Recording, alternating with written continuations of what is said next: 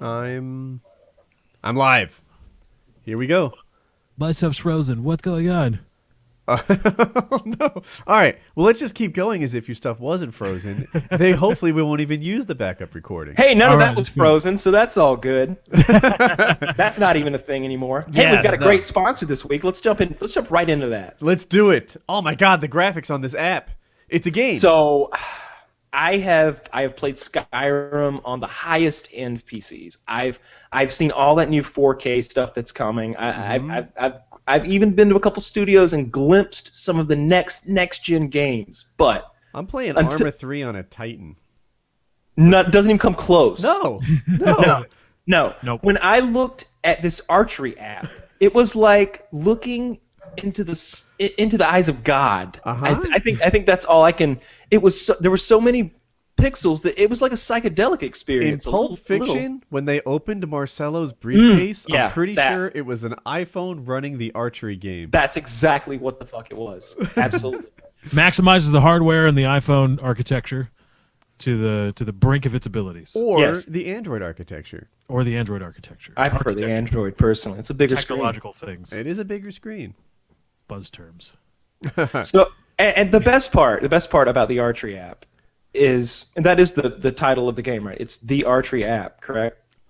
Based on what my eyes are, I can't look away from my phone to talk to you right now. But I believe that's what it's called. The company's called Get Apps, and the gentleman in question, who we can thank for all of this. I'll take a shot at his name. Who wants to go first? I'll go first. I think his name is Mychayelo Guis Louis Chikagantichenko. I disagree with you. Mychayelo Guris Luki and Chinko? Okay. Mikhailo Jaros Lukakchenko. You know, originally I thought it was a Japanese name, but after hearing Lefty say it, it might be a French name. No, all right. So this name has some Baltic heritage. This is Mikhailo Jaros Lukashenko. Ooh, Lukashenko. Mikhailo. The first name I'm almost positive is Mikhailo or Mikilo. Mikilo. It's spelled like Mychaylo. Mychaylo. I think that CH is a key sound, though. Louis Kiak Tinchenko. Like Mikhail Gorbachev, like the way his name is pronounced. Like it's spelled. Yeah, but Mikhail is spelled like Mikhal. Yeah, you're right. God. Link in the description. Annotation on the side. As soon as annotations work properly, check out the archery app. It is quite literally the best app known to mankind thus far. Mm-hmm. And I tell you what, Mikhailo, if you want your name right, full show. Full show. We'll research the etymology of all the parts of your name, and we will get it right. We'll have a crack team of scientists. And not only will we pronounce it in the common tongue, we'll pronounce it in several languages and in your grandfather's native tongue. We'll Klingon up this bitch for a full show. Yes. All right. Are we ready for another topic? Does anyone want to go before I do? You seem like you have topics at hand, Woody. That's part of my role on the show, indeed. But I mean, my topic is boring. Well, let's get yours out of the way then. How about that? All right, what do you got? All right. Apparently, South Carolina's going to be fighting Obamacare. Oh, you were right. I just got it. I'm like, what was he writing? Oh yeah, because it was boring. I'd like to note that that Wings looks like a chubbier version of Max Payne from Max Payne 3. If you want to look it up right now, I think he hits it perfectly. Okay, Wings. All right, so I think we should make a mock-up. Someone should take the Max Payne cover art and Photoshop Wings in there. Wings needs his gun though. Wings needs to hold the gun by. You need to look 45 degrees away from the camera, hold the gun up, and say something like "It's judgment time." I can't do accents. Just wear a flowery shirt. It's perfect. Do your accents Woody style. Yeah, this is my German accent. Hello, welcome to my store. There's one thing that I don't leave every day. I don't leave out my car keys. I don't leave out my gun. The Boston accent, that's all he's got. It's 1 out of 10, I'd give it a 6. So it's not a bad Boston accent. I don't know. So what is the thing? Are you wishing that Obamacare was coming to South Carolina? Or I don't. I personally don't. Like, Obamacare is going to cost me, since I make over the poverty threshold, a great deal of money. Something along the lines of $10,000 annually. It seems like a lot. Are you sure you don't get anything for that $10,000, like insurance? I get health care for that $10,000. It's not like so that's a thing. And not to knock you, but you're a guy who sometimes uses health care. I mean, how long has it been since you had surgery?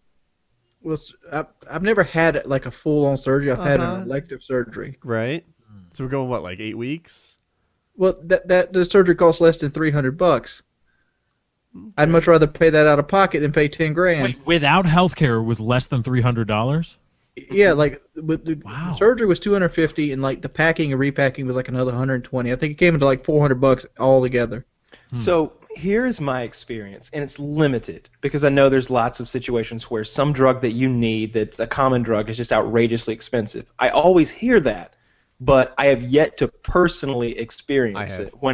When I personally go to get something like antibiotics, I think that's all I usually have to get. It's, if I end up with strep throat or something like that, or I cut myself or hurt myself severely, I usually need antibiotics.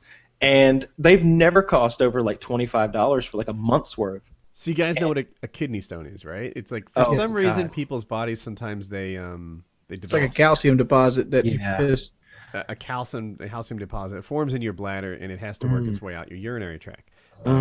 My wife had one. It's probably a year ago now, and she was in she was like throwing up and she was in pain and her stomach hurt and we didn't know what it was, right? Like it could have been cancer, could have been anything, but she had some sort of really bad pain, like belly button height in the middle of her stomach or something. Turns out I guess it was her bladder, and so we take her to this local like hospital. We're fortunate in that we live next to this.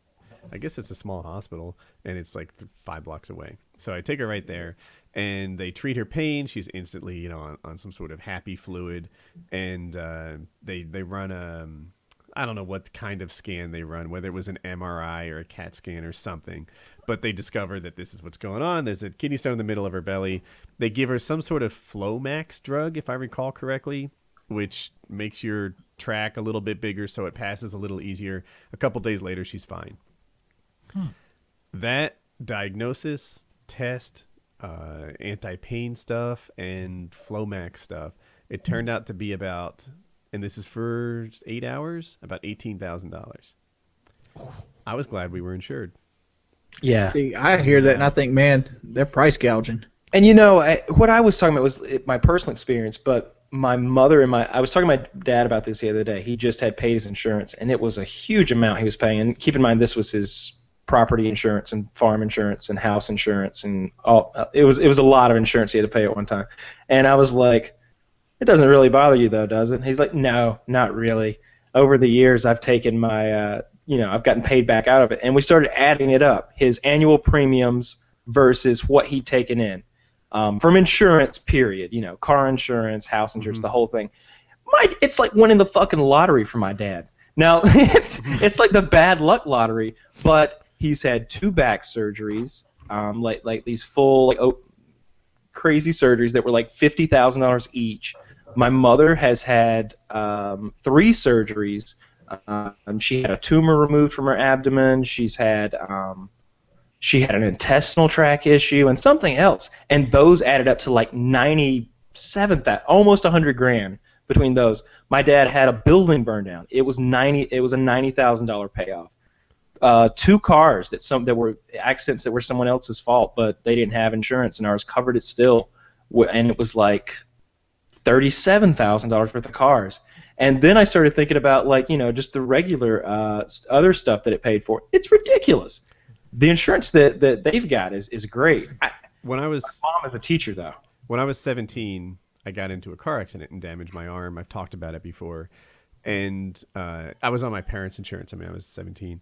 But that insurance, that payment that it took to fix the broken arm and then subsequent like nerve surgery, which was the real expensive part, I think was so pricey that it made all the insurance he had bought throughout my lifetime a good value.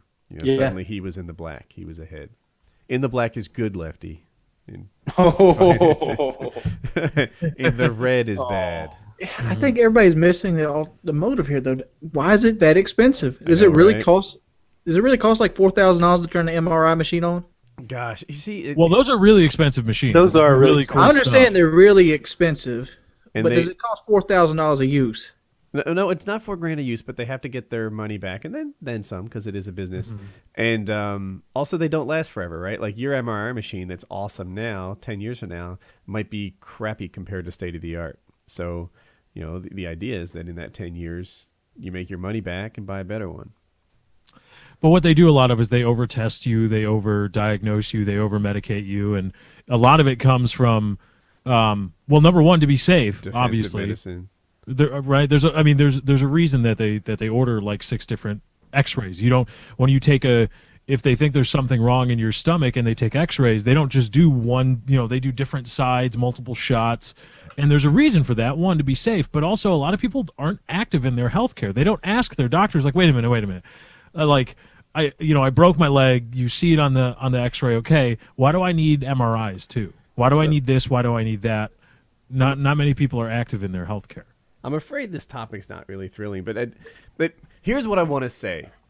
I don't know if the implementation of Obamacare is great. I feel like we need a couple years to measure it, and maybe even a couple iterations or a couple refinements to make it what it's supposed to be. But I liked the concept. The idea of moving from people who can pay, taking good care of themselves, going to the health and going to their doctor when they're supposed to, but people who don't, running to the emergency room, getting the most expensive kind of care and not paying for it on the backs of people like, my wife and I, who pay $18,000 for a kidney stone because you paid $0 for yours. That's kind of bullshit. To move to an Obamacare system where everybody is forced. Wing says, look, I'm forced to pay, for my health insurance now. I preferred rolling uninsured. I like the idea that everybody pays their part and doesn't just run around, But Steve, we have the worst architecture. You like the idea, but England has a better system. But isn't it true that everyone doesn't Colin pay Powell their part? said this week that we need an England healthcare system. Colin fucking Powell. I don't like Colin Powell. The Republicans have turned from him, but yeah. He turned from us. I'm not a Republican. I'm just saying, but he turned from the Conservative Party. I hear what you're saying. But I like the idea of everyone who's capable of doing so carrying their own load, and then when everyone pays for themselves, insurance doesn't become so expensive that you can't buy it anymore. And then there were a couple small things in there, like letting me carry my kid until they're 26. Mm-hmm. I like having that option, to keep it going. What if they're not on their feet yet? I'm 27 years old, Woody. Should it be 27? Is that what you're saying? It should be 28. But what if they're going to school or something like that? All of a sudden they're getting their master's degree and they're just flat out of luck because they're too darn old. I like it better in the new system.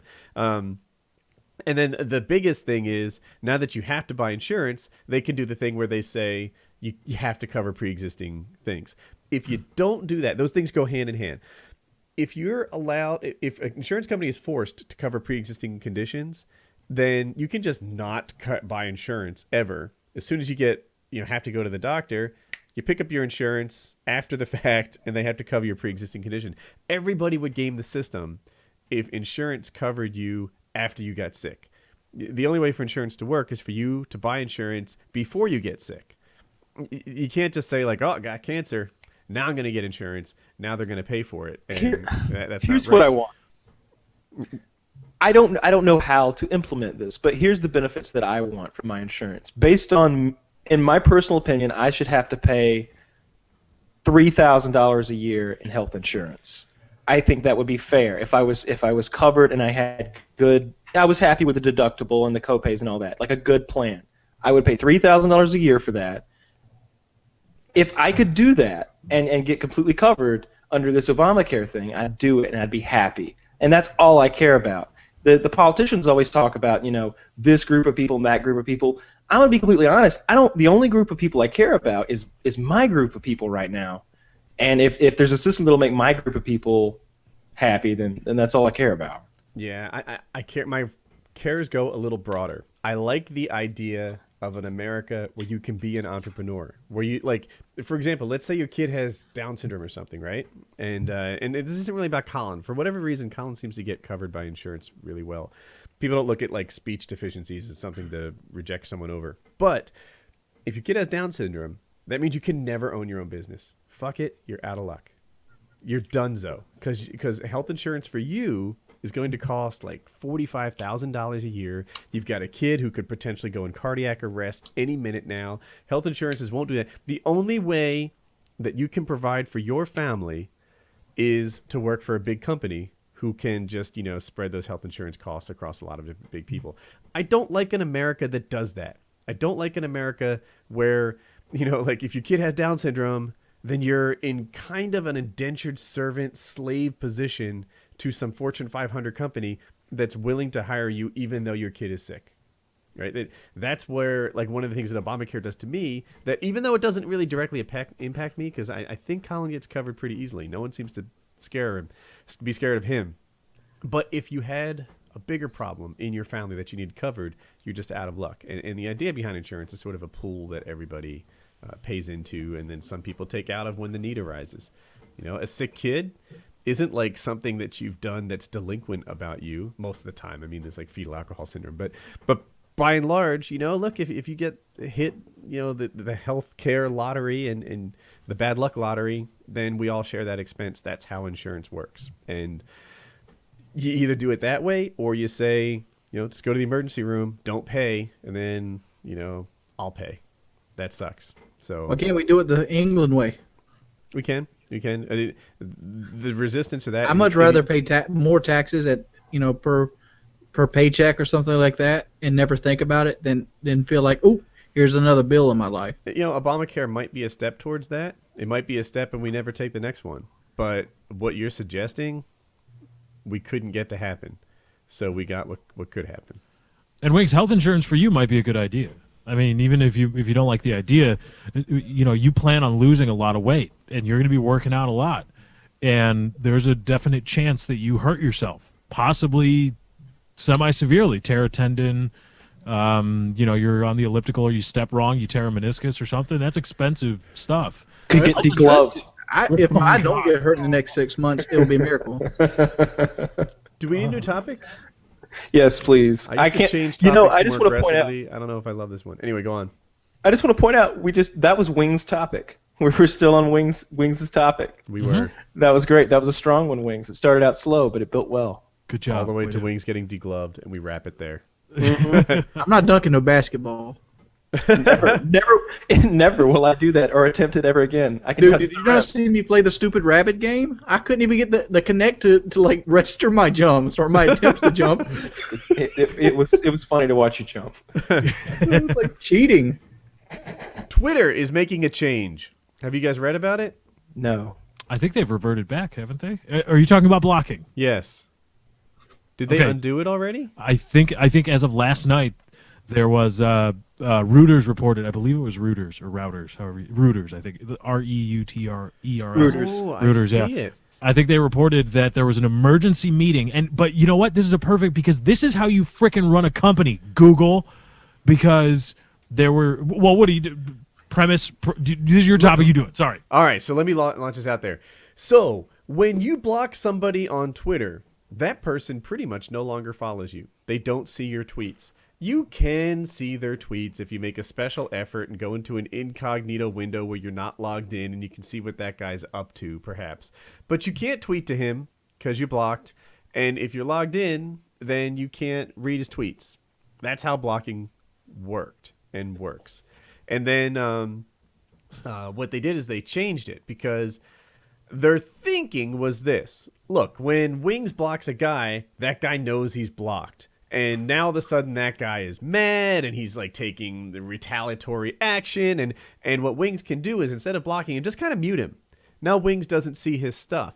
But I think that's bullshit. I think if you block a guy from following you, that guy shouldn't be following you anymore. I think that guy shouldn't be seeing your tweets, unless, of course, he goes incognito, etc. I liked the way that it worked before. I don't want to just not know that you're hating on me all the time. I want you to not see me anymore. You and I, we're donezo. That's how blocking should work. It shouldn't work such that, what I don't see doesn't hurt me. I think that's bullshit. As a matter of fact, I'd take it to the next level. I think you shouldn't be able to reply me at all. At Woody's Gamertag should be a censored word from your tweets because I like that. Fuck I you. like that. Yeah, that's how it should be. If I block a guy, we're not talking anymore. Like pretend it's an email filter or something. I don't see your stuff, you don't see my stuff. We're through. That's how I'd like it to be. And then I'm seeing here, there's an update on the article I'm reading. I just refreshed it. And executives rushed into a meeting Thursday night in Twitter's San Francisco offices to discuss the uproar, a rare event for a company that, for the most part, has historically been hailed for championing its users. And Twitter nixed the unpopular feature. Bam. Google, you watching? Google, your move, bitch. That's what I want to know, because Woody and Wings and Kyle, you guys have been in YouTube game a long time, and YouTube's been owned by Google since what, 2006? Yeah. Or so? That sounds right. Has there ever been a change where YouTube didn't say, well, we're going to make changes to it, we're going to make alterations, or essentially just deal with it, F you? Has there ever been a change where Google came out and said, our bad, we're going back? Has there ever been anything like that? No, I have seen them say, ooh, I see this problem, we'll make another change. And I think the comments are one right there, right? Didn't they make, improve the spam catching, and it's pretty hard to do Bob anymore. Mm-hmm. But that catches a lot of, it's still, now it goes the other way. Like, there are a lot of legitimate comments that are just flagged just because, but. Yeah, I was looking at mine. There was, some guy who wrote something supportive and a bunch of other guys who hated him. For being whatever, some sort of stuck up or suck up ass licker. I forget what they called him. And his comment was caught, but all the replies went through. Like, there's a system. Great. But they've never implemented something and this is the way things are going to be. And then there's a huge uproar about it. And then they say, oops, okay, we'll go back. I've never seen that. Mm-mm. What? Google feels like they know it better than you. This is how you do it. Twitter's like, oh crap, yeah. Well, we're gonna try, because they even said, well, we'll try to probably implement a change. We want to make changes to the way it works, but clearly, a lot of people are really set in this way, and they like the way it works. We've probably erred here, so we're gonna undo the change. Google, it's freaking come on obvious, now. Right? Oh gosh, I always talk about WoodyCraft. We rolled out a new game last night, Survival Hardcore. And on it, we had this thing that catches people who cheat by, using an X-ray client, and they're able to find diamonds way too easily. It was set aggressively enough that legit users were bumping into this. Like, how can you possibly find that many diamonds an hour? And the people are like, 'cause I'm smart. I'm not a cheater. I just know where the diamonds go. And it was like, oh, so I back it off a bit. And then this morning, I backed it off a bit again. It wasn't 12 fucking hours old, and I had made 2 adjustments and solved the problem. Google, weeks go by before they can get a thing done. It's really a molasses company, man. Those guys are stuck. They can hardly move. I don't understand it. Is there, and you've worked in tech companies and stuff. Is there, would you say, Woody, that there's probably a lot of people at Google that are working on YouTube that understand that there's uproar about features or whatever when they go live, and they want to fix them, or are they just like, meh, screw it, until we're told to, we're not doing anything? I think there's infrastructure and a way of doing things put in place at Google that makes it really hard for someone to push code into production, right? There's so much QA process. There's so much, agreement and meetings and collaboration and ownership of different parts of the site. Like, I'm sure that the last rollout with the comments and stuff was an enormous cross-functional project that involved the team that works on Google+, that involved the team that works on YouTube. They're probably in different buildings and they barely talk to each other. It involves teams that work in user experience and QA people who don't even know each other's systems. And making a change to it and getting that out was probably the result of many office parties who were like, oh my God, we finally did a thing. Then the people hate it. And they can't just say, all right, quick, let's fix it. No, man, there's so many people involved. To fix it would involve like so many teams working across so many areas. First they probably had to hire about 15 new people because they fired the 15 who came up with that last idea. Who knows? I'm not sure. Google wasn't really known for firing people at all, but was it Yahoo that where the guy went crazy in the boardroom on like a live chat with a lot of the it was a lot of the stockholders. I think it was the CEO of Yahoo, and he's having like a virtual board meeting, and there's like 500 stockholders in there, and like all of the hierarchy of the company, and some guy was in there. He wasn't just some guy. I can't remember his specific deal. He was he was a photographer, right? He was hired by the company to photograph like the workings of the company. I think that was his job. I don't remember exactly. I do remember that he was supposed to be in the room he was in, and taking photos was kind of his job, at least. And because he took photos during a very stern portion of the board meeting where the CEO was like, we're going to have to close, this sector down and do this to that, and there's going to be downgrades, but and the guy's taking the pictures during this, he's like, what the fuck, Mike? No, you're fired. You're fired. And you're just like, whoa, shit. He literally just fired that guy. Sounds like my live stream. Like and it was kind of a punctuation mark on his whole statement for the meeting. It was intense. If I was somebody, the next guy down the food chain, I'm just like, holy shit! All he did was take a picture. Oh, yeah. I've never fired anybody, but I've always imagined that it's probably an effective way to get things done. If you publicly fire a guy as part of a group, like all right, everybody sit down. Who runs this project? Like who this thing, you extol its virtues, right? But it's really a piece of shit. And then you ask, all right, who's the head of that project? And the guy that raises his hands like me. Oh, hi Craig, get your shit and get out the door. You're fired. Security be at your office in 5 minutes. You got 15 to get out. Goodbye. Anybody else want to? We already called your wife because that's a company car. She'll be here in 10. You no longer have stock options. Woody hates my idea. Woody, as somebody that worked in an office setting, he's like, no, don't do that. Would that motivate you, Woody, or would you just fire people? Have you ever seen someone get fired, like right there publicly, like, hey, you're fired? Not like that. No, I mean I fired people and seen people get fired and stuff, but it's usually this respectful, closed door, sorry it had to happen kind of thing. I have seen the real deal. So. In car sales, there's a huge turnover rate with salespeople, but because of a couple things. One, the pool of individuals that salesmen come from is a varied group of individuals. Let's just say that. Mm-hmm. So they're prone to not carrying through with things and failing at things. So a lot of them just flunk out, and a lot of them just don't make it. So there's constantly an influx of new ones. So the employees don't have that much value unless they're a good salesperson. The rest of the guys are just flunkies. They're just hanging around trying to sell cars, but they don't know what they're doing. If one of those guys fucks up, my manager would just be like, James, no, James. I've warned you 3 times, James. No. You're up there eating chicken wings. I told you to be by the door selling cars. He's like, you're fired. Get your shit, put it in that box, and get the fuck out. Get the fuck out. Nah, don't make me make a scene in front of the customers. I don't care. Get your shit. Get the fuck out. And just walked away, and that was it. Hey, and eating chicken wings. He brought it on himself. That's literally all right. And that may sound racist to somebody, but it's not at all. It was a white guy that got fired. I know it was a Hispanic guy. Yeah, it was a Hispanic guy. So it can't be racist if he's white. Is that what you're saying? Yeah, exactly. No, if it was black, it was a black guy who was eating the chicken wings or something and being lazy. But that wasn't the deal. What it really was. This guy had been told multiple times that he needed to be at the front door, trying to get a customer, and instead he was back there eating the chicken wings that, the manager had bought for the salesman. And I use air quotes because we weren't all salesmen. I never understood that. Like, if you're told to do something in a job, what in your brain is just like, fuck that. This guy was worse than that. This guy was part of one of those pyramid scheme, Ponzi scheme deals. What do they call it? They're multi-level marketing, okay? Yeah, multi-level marketing. Pyramid is actionable, my friend. He was trying to sell.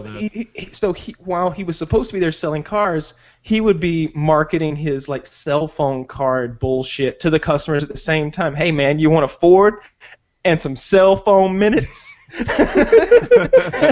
And there were literally customers who'd be like, nah, I don't need a 4, but yeah, give me 90. And I'm just like, I'm looking over, and I'm like, that motherfucker is in here slinging cell phone minutes. I want to hear more about this because, like, I don't know how many PK historians are here. Kyle's admitted to sleeping in the back of SUVs while at work. Oh yeah. Oh yeah. I would never ever heard this. That's a true thing. No, you totally would. Because, all right, so here's the thing. Car sales is a grind, and many days of the week are literally not even worth going in for. But you have to show up and like put your game face on, so there's people there. But it's literally not worth coming. If there's a rainy, cold day, like right now, tomorrow it's drizzling, there is no reason for me to go to work. On a Saturday, I'd go. But if it were a Wednesday, no. I'm gonna go out in the car. And when I say car, I mean the nicest SUV in the car lot, because I have to be at work. I got to be on the premises. But I'm gonna get in there. I'm gonna crank that fucker up, put the DVD player down, lean back, and I'm gonna watch some $7 movies that I went and got from Walmart. While driving the Escalade, I just take the Escalade with me, and that was a hell of a job. That was an interesting time in my life. But seriously though, it's a grind, and then Friday, Saturday, Sunday, and Monday happen, and then the rest of the week doesn't matter. The rest of the week is about calling the people you met during those days I just mentioned. So wait, you're hating on a man for eating chicken wings and slinging cell phone minutes when you were out watching $7 movies in pilfered Escalades? Well, see, he was supposed to be at the door because he was going in the bucket. What that means is he didn't have enough car sales to match what he would have gotten paid by minimum wage. The car dealership doesn't even want that fucking payroll paperwork. Minimum wage? He's like, you're sitting here for fucking minimum wage? For fucking minimum wage? You call yourself a fucking salesman? A fucking salesman? ABC, motherfucker, always be closing. Who the fuck are you? What are you doing? That's a salesman's desk you're sitting at. It says a salesman on your shirt. You're not a fucking salesman. You're never gonna be a fucking salesman. Like that's what it was like. And I would have to. Does that hurt people's feelings? I need to be a sales manager. I could do that kind of stuff. Does that hurt people's feelings? Like if you told me you're never gonna be a salesman, I'd be like, yeah, I'm never gonna be a miner either. This wasn't really my. So let me tell you why that hurts your feelings. So the other thing you have to keep in mind, and you know this. Okay, so maybe you could relate to this. I know you've worked crazy long hours. Yep. And so the not since last night. Yeah, exactly. but I mean in like an office environment. Mm-hmm. So the car dealership is a bunch of dudes, first of all, hanging out. It was like a cool kid club of like guys who have been there for a year or more. And we've seen in that time the group of us have seen many come and go. So we're kind of a group. And it's really hard to come in there as a salesman. But the hours that we would work, it would be 12-hour days generally. You could work a 9-hour day, but if you didn't stay those extra 3 hours, you're wasting your time. So it's 12-hour days, 6 days a week, and 50% of the time I came in on my off day as well. So it was 7 days a week, 12 hours a day. So 96-hour weeks. And when you're working that closely with that group of people and you're spending 96 hours a week to try to be something, and you see that you're becoming it, because you can see, I can look at a guy and see a salesman, and I can look at a guy and see somebody who's not going to be selling mattresses much longer. Mm-hmm. And there's a big difference. You can see it. And if you wanted to be one of those guys, you wanted to be considered a salesman. When the manager said, "Who are my assassins? Raise your hands," and you knew to raise your fucking hand because you were an assassin. I knew that's where the name assassin came from. That's what my manager called me. And then there became more assassins. Wait, are you known as an assassin in circles? Because I don't call you that. No, only in the car sales. That's where assassin came from. Did you drop a hint? Do you want us to refer to you as assassin? No, please. My other friends call me Ghost.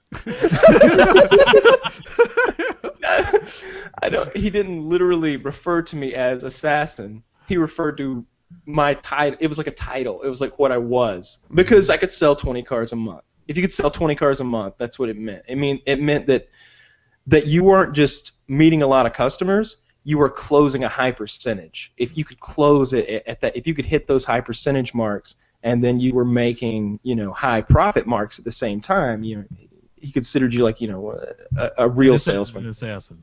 An assassin. Did you guys have a creed? Did you? Like special garb that you wore. You get a sash. If you're an assassin.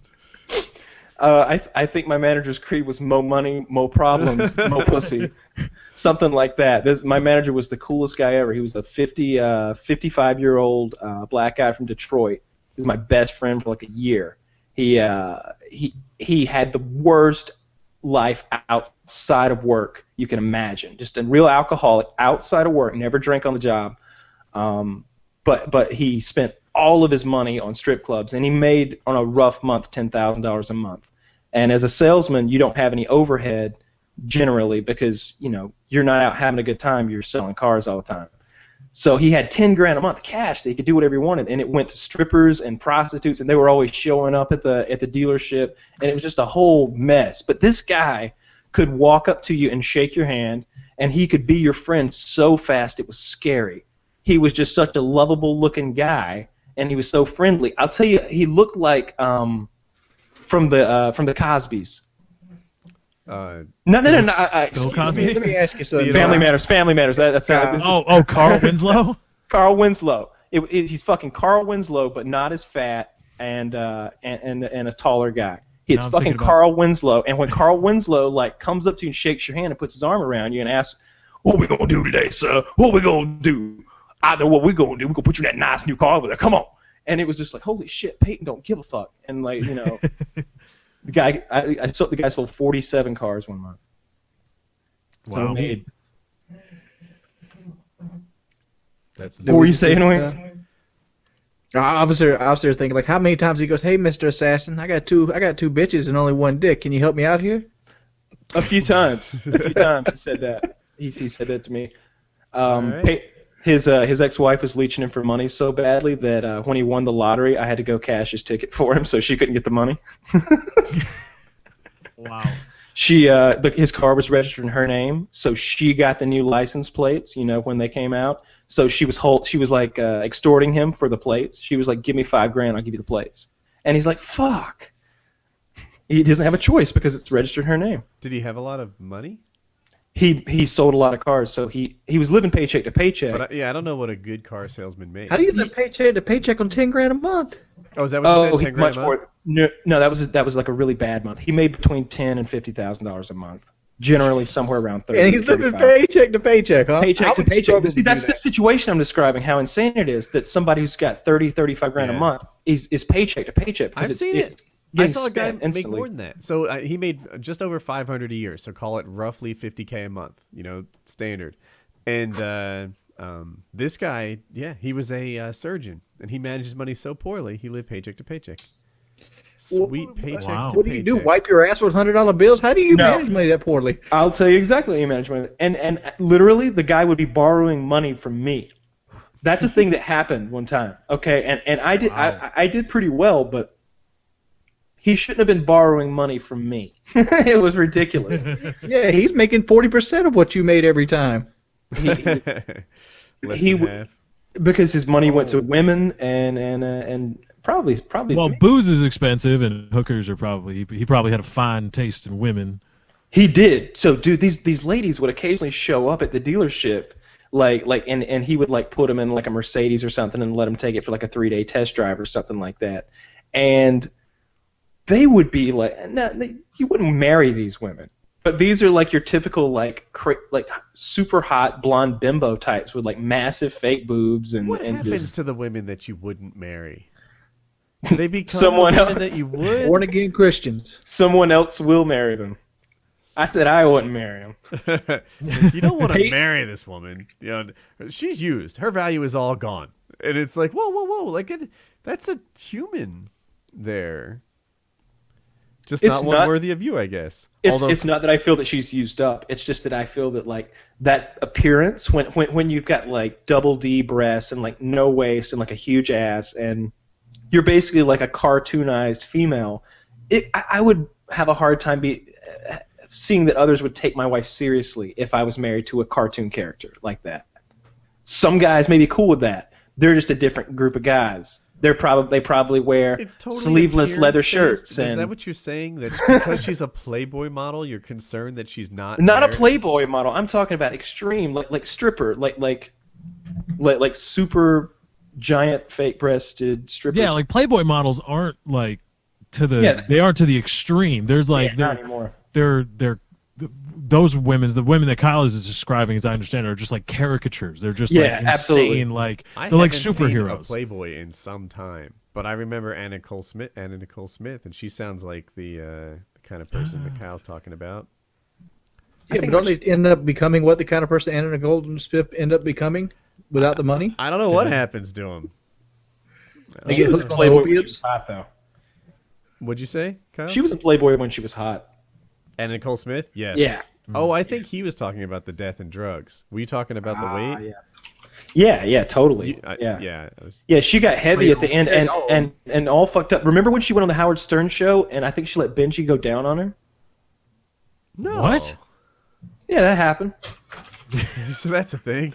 All right, well, I'm guessing that was towards the end. Huh? I'm like 87%. No, that's like 4 years ago. I'm like I really 87% like the way sure that happened. the conversation has evolved from, hey, Twitter messed up their blocking, to, yep, Benji went down on Anna Nicole Smith. Just natural flow.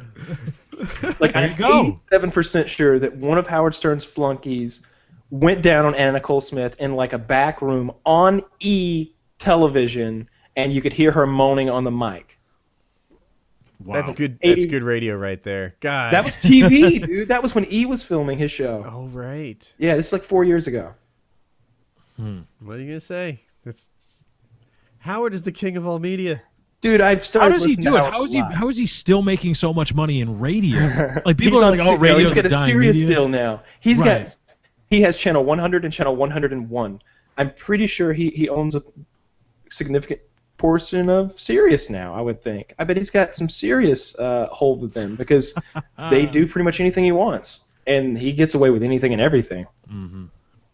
It's funny to see him start an interview. He'll start with, "Hey there, come on in here. Ooh, those big old titties. Those are nice.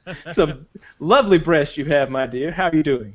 "I'm fine, yeah. How nice to meet you." And you're just like, what the fuck? Yeah, He opened with nice titties. He's a genius at like establishing a certain, no barrier conversation style. Right? People who would normally be reserved just are like, you know what? Yeah, it's true.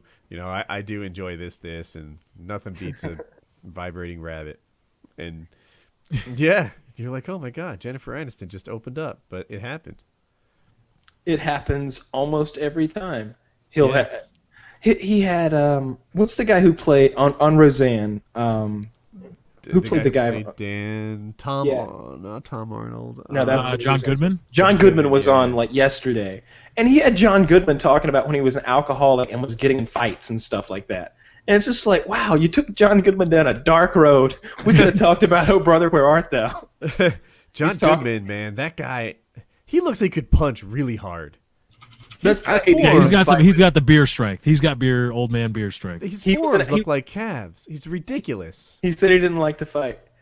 He had John Goodman talking about when Bruce Willis was bartending and John Goodman was hanging out with him and like a couple other like A-list celebrities from that time period. And he was like, "How much pussy did Bruce Willis get?" I bet he got crazy pussy, like even before he's famous, right? Because he's so fucking good looking. He's like, "Yeah, just pussy every night, all the time." He's just like, and you're just like, okay, that's good to know. Bruce Willis got a lot of pussy back in the day. Yeah, back when he had hair, he was quite the he was the romantic lead, not the action hero. Yeah. When you lose your hair, you either go evil or more action. Or you see what Travolta's doing now. He's almost a villain in everything. Huh.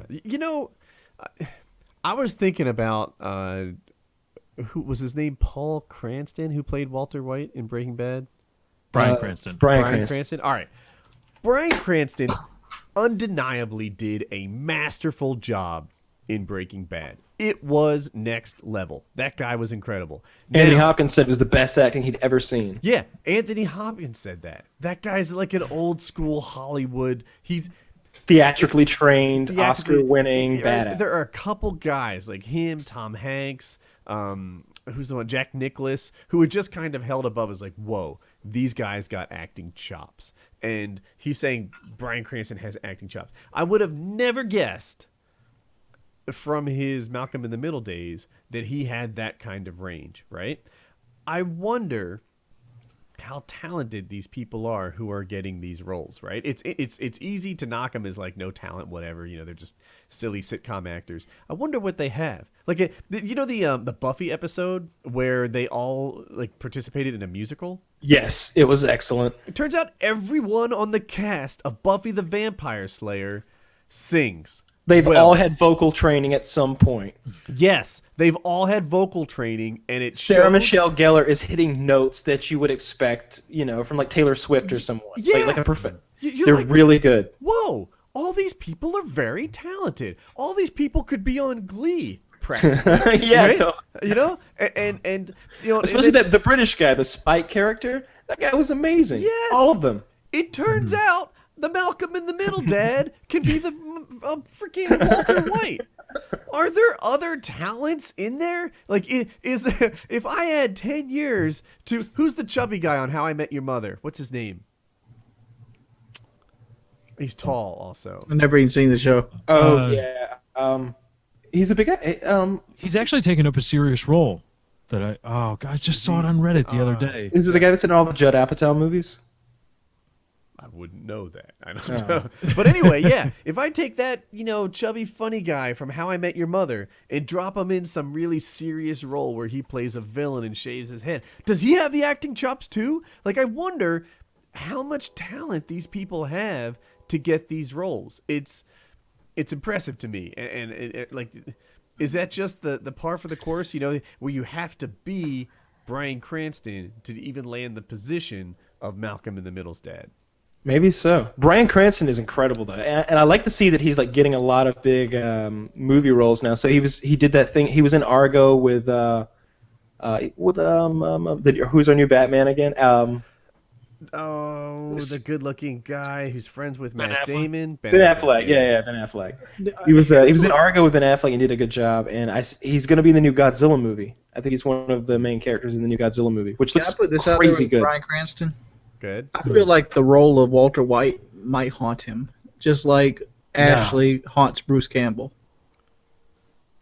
No, I don't think so. I think he left that so big, he made so much fucking money, and now he's done like 3 big blockbuster movies in a row where he's had one role or another. Yeah, like he's already gold. cashed in on Walter White. Like, he's cashed in multiple times. Woody, did you mean Jason I'm not talking about cash. I'm talking about like he just never Jason do Segel. anything else. Is that who I meant? He's already doing stuff though. That's he's going to play David Foster Wallace. Jason Segel is signed on to play the racist Alabama governor, I believe, right? Ooh, oh, really? Oh, that'd be good. Mm-hmm. That will be interesting to see. Yeah, I appreciate an actor with range. You know who I see now? Like, if he's in a movie, I want to see it because he only picks movies that are going to be special.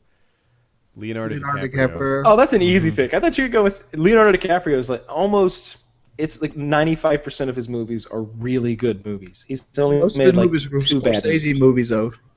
Not most of them, no. Wait, what did you say? Swayze movies? Martin Scorsese. Oh, Martin Scorsese's. Yeah, he just did who's the Reservoir Dogs guy? Quentin Tarantino movie. Yeah, that was amazing. Yeah, he did Django Unchained, but I'm just saying, like, he does a lot of Scorsese stuff. He's almost like the new Robert De Niro. Yeah, Robert De Niro is getting old. He's in that. Yeah. Suck. My girlfriend made me watch Men in Black 3, and I just couldn't bear seeing Tommy Lee Jones like that. He's really fucking old. I was just like, oh, Tommy Lee, stop it. So if you want to see the last good movie, all right, not the last good movie, but the last time you're ever going to see Robert De Niro look good, or as good as he's going to look, watch, he just had a movie that came out with John Travolta, and I don't know how much makeup they're putting on these guys. Or maybe they're filming in like maybe they're all upside down with Velcro shoes and like gravity's pulling everything down. De Niro looks 55 to 60 and Travolta looks 45. And they are both like 20, 25 years past that. And it's literally an action movie where the two of them hunt each other in the woods with like bows and arrows, and like they keep capturing one another and like torturing each other and then escaping the other one and reversing the role. And that happens like 6 times throughout the movie. It's not a bad movie. It's not a good movie either. Let me ask you this, Kyle, since we're on movies. Did you see The Hobbit today? I have not seen The Hobbit. I'm gonna see that movie. I'm gonna see the heck. I was going to go today, but I'm like, shit, I got Painkiller. I don't want to run into it. I like matinees because I get better seats.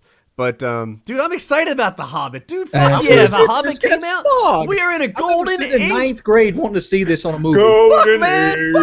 Dude. The Hobbit's coming out. The Hobbit comes out. It's out. That is going to be awesome. Should I watch it in 3D? Should I watch it? I really appreciate sharp, crisp, excellent videography. And when I watch things in 3D too often, it feels blurry to me. Like, I'm not digging it. I get headaches. Yeah, and I feel like there's some sort of eye strain, and this is a long movie, so be careful. Do you really want to watch, this 3-hour thing in 3D? I don't watch it in 3D. The idea. I want the 2D theater, and I want those seats that recline. But the thing is, I watched Gravity in 2D because that's my preferred format, and I'm told I really missed out. Right? It's supposed to be. It may be the only movie I've ever seen that definitely required it. That I was like, man, this movie is made for 3D. Like that's what this is about. I don't think The Hobbit's gonna be that. I might watch Hobbit in 3D when it comes out in home theater, and I've got some fancy 4K TV for it or something. One of my friends went and saw it. She said that it was more adult and darker than the first one. She said she didn't think kids. She thought kids might not even like it, but. Hope's not a kid anymore. Hope is my movie buddy, man. I really violence and blood is what I wanted as a kid. I think that's what we're. I don't mean to turn this about me, but I mean just for a second. Like I see people like talking about, oh my God, Woody's just making 2 videos a week now. He's in some dark place, financial straits. No, bitch, things are good, and I'm excited. Hope sits right there and does her homework, and Colin sits right there and he plays video games, and we are together and we are a pack. And money, like I don't mean to be a douche about it or anything. Money's not a problem, bitch. And so I just love how Woody adds bitch. That's my favorite part, where he just adds bitch as a diminutive. Just nah, bitch. Don't even worry about that. That's great. I love it. Don't even sweat that. It all stems from this. Man, I want to get back to The Hobbit. But when I was 19 or something, I started working with my father in his accounting office. And my father works so much. He worked all the time. I've said it before. This guy, I've seen him work 60 hours in 3 days. Right? Process that. Right? 60 hours. God. Yeah. So, as a teenager, especially like during school, which was during tax season, because he was an accountant, he was, I don't want to call him absentee because he was working and he was doing his thing for the family or whatever, but he wasn't really hands-on, right? He was at the office. And on top of his huge work schedule, he drove an hour and a half to work every day and an hour and a half home. So there'd be like 3 hours wrapped on like a 15-hour work day already. Giant. Whenever he was awake, he was working, pretty much all school year. So, isn't this the guy that was like the pogo champion in the bedroom? Yeah, I remember he talked about that too. Like these things, like where do you find the time at? Yeah, he would go to the office. I remember I had a coworker also working for my dad, and this guy is like, "Oh, Stan, you don't understand. I've got younger kids. They take more effort, than like your youngest son. He's here working with you. He's 19, 20 years old. My youngest son, he's 7." And I have to come home, and it's like a tremendous amount of, like, I have a home job as well. Your home job's complete. And my father's like, I got a home job. I got a woman that takes a lot of loving. You couldn't hack it.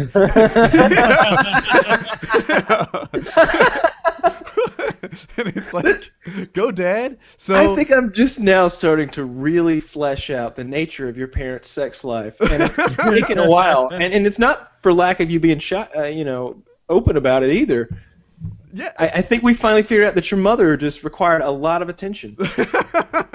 So he would, he's like, yeah, I go home, I gotta pull another shift. So yeah. Anyway, but my thing is, when I worked with my father, when I worked beside him, it took our relationship to the next level. And I feel like I am just now learning that and starting to do it with my own kids. I would say I was not as close to Colin a year ago as I am right now. And a big part of it is, we have this shared activity, this Minecraft thing.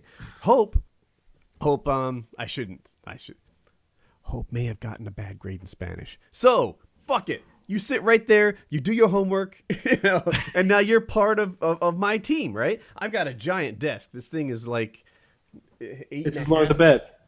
I think it's 11 feet long. I don't know. I'd have to measure it. It's much longer than a bed. No, it's longer than a bed. Yeah, you're right. You're right. So like there's a bed on top of it. Yeah, no, you could definitely sleep like 3 people on this desk. So so there's room. Colin, Hope, me in the middle. I get all the monitors, and they both have laptops on either side of me. One's playing, one's doing homework, and it's good. And my relationship with Hope is like, I don't want to act like improving like it was all wrecked or something, but shared time is a good thing, and Hope is my movie buddy, which is where we got on this topic.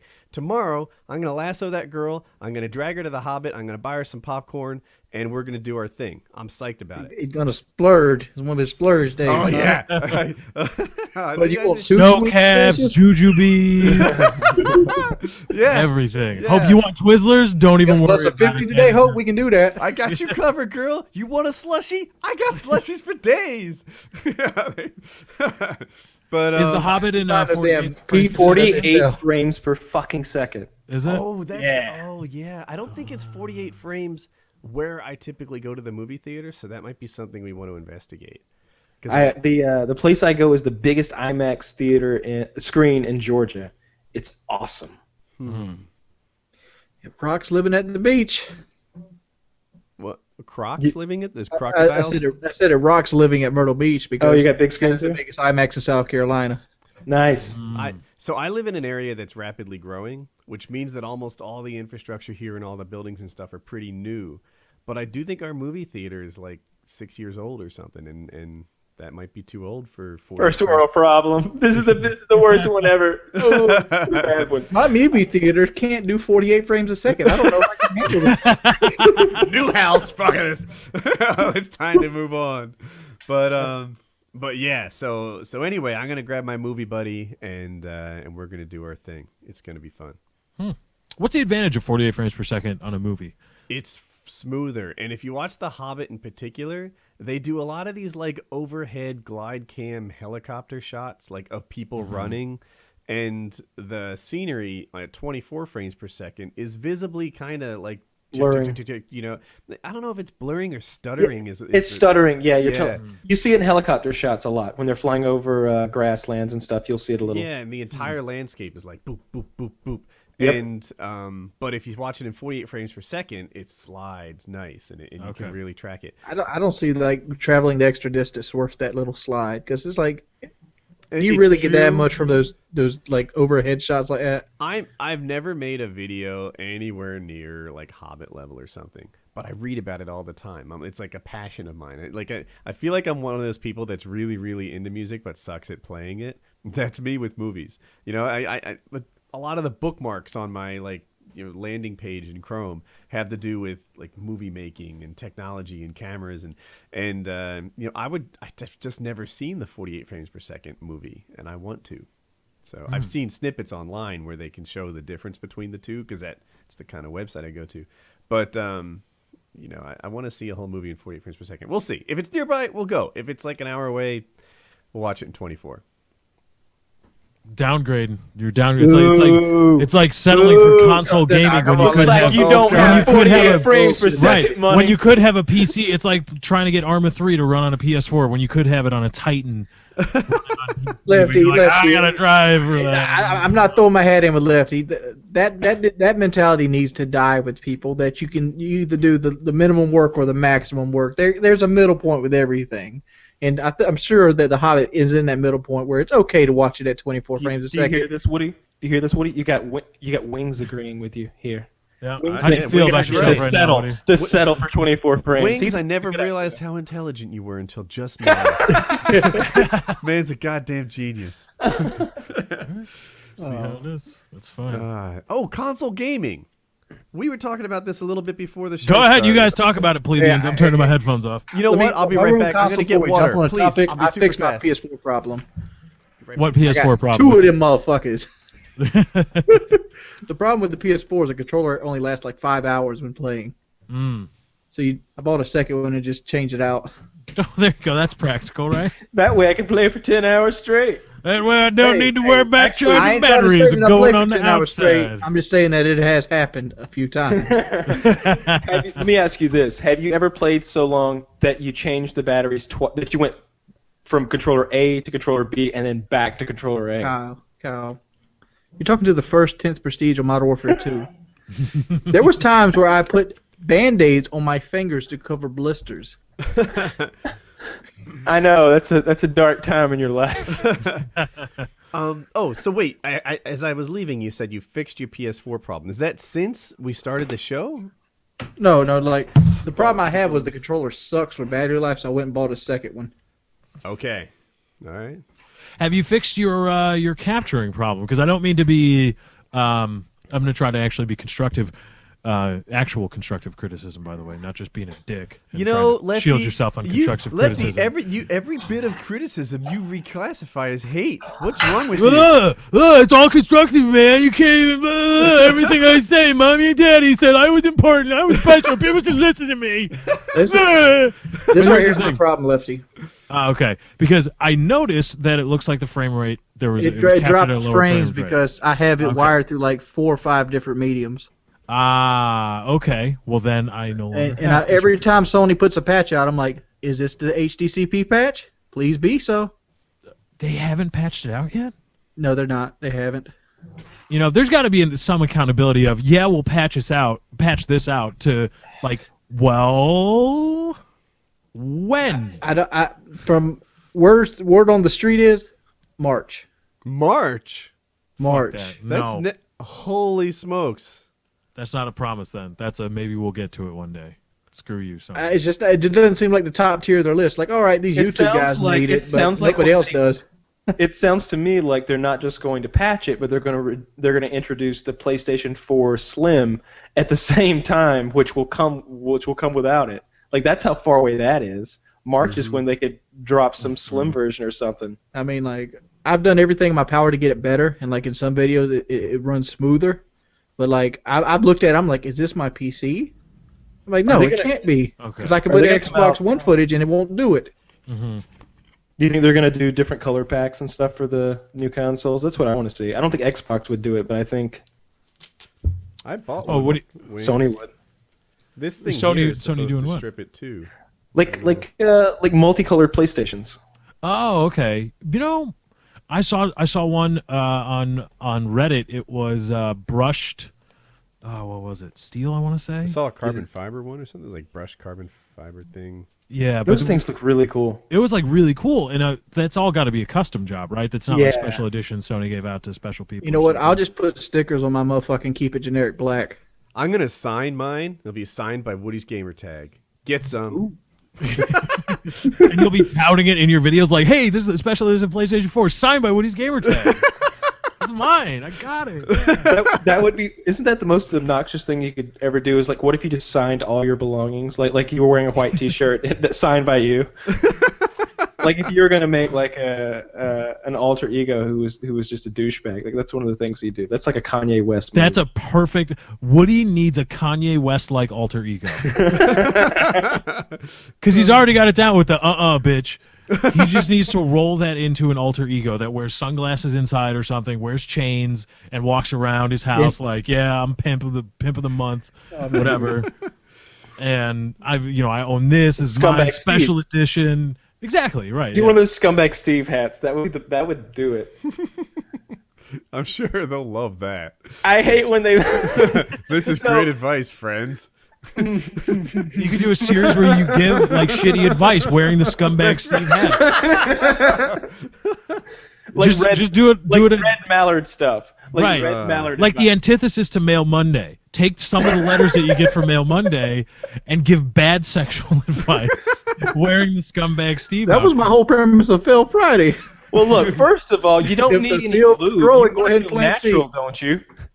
Just ram it in there. Yeah, that would be great. Some scumbag Steve advice. It's like a key, Bobby. You should probably go ahead and invest in some locksmith in there. I think this would be a better character for you, though, Wings. I've already done this. I did this on Fail Friday where I just gave horrible advice. So, all right, so think about it. Most evil villains have shaved heads now. You look a little bit like Fisk from, the Kingpin. You look a little bit like the Kingpin. Like if you had a white suit and you shaved your head completely, you look a little bit like the fucking Kingpin, man.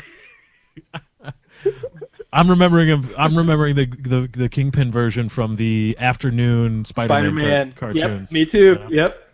He had the purple like turtleneck thing under the white double-breasted wings. You got Yeah, huge guy. Really, like he would beat the shit out of Spider-Man every now and then. It was great.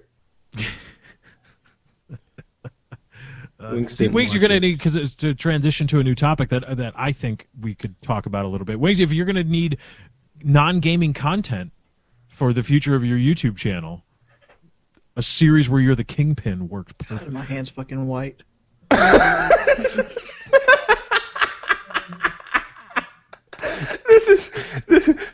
a wingsism, guys. That was a wings moment. That's what I call those. So I told the one about when we were all sitting there talking about like ballet shoes or whatever, and he randomly goes, "What would it be like to have a 12-inch cock?" and like holds up a tape measure. That's a wings moment. That's you forgot the rest of them. Like, dude, you'd have to have like a halo or some shit. Every time you get around sexy women, scared you're gonna have a heart attack. 400-pound guy, 12-inch cock. So why are you so like mystified by your hand being white? I just looked at it like I look at my face. My face has somewhat of a suntan, but then here comes this big old white hand. Put your hand on your face though, and then they'll have the same lighting. Wings, you know if your hand is bigger than your face, you have cancer. Did you know that? Where did that come from, Lefty? It's a thing. We used to do it in high school. You'd be like, if your hand's bigger than your face, you have cancer. And then you just boop.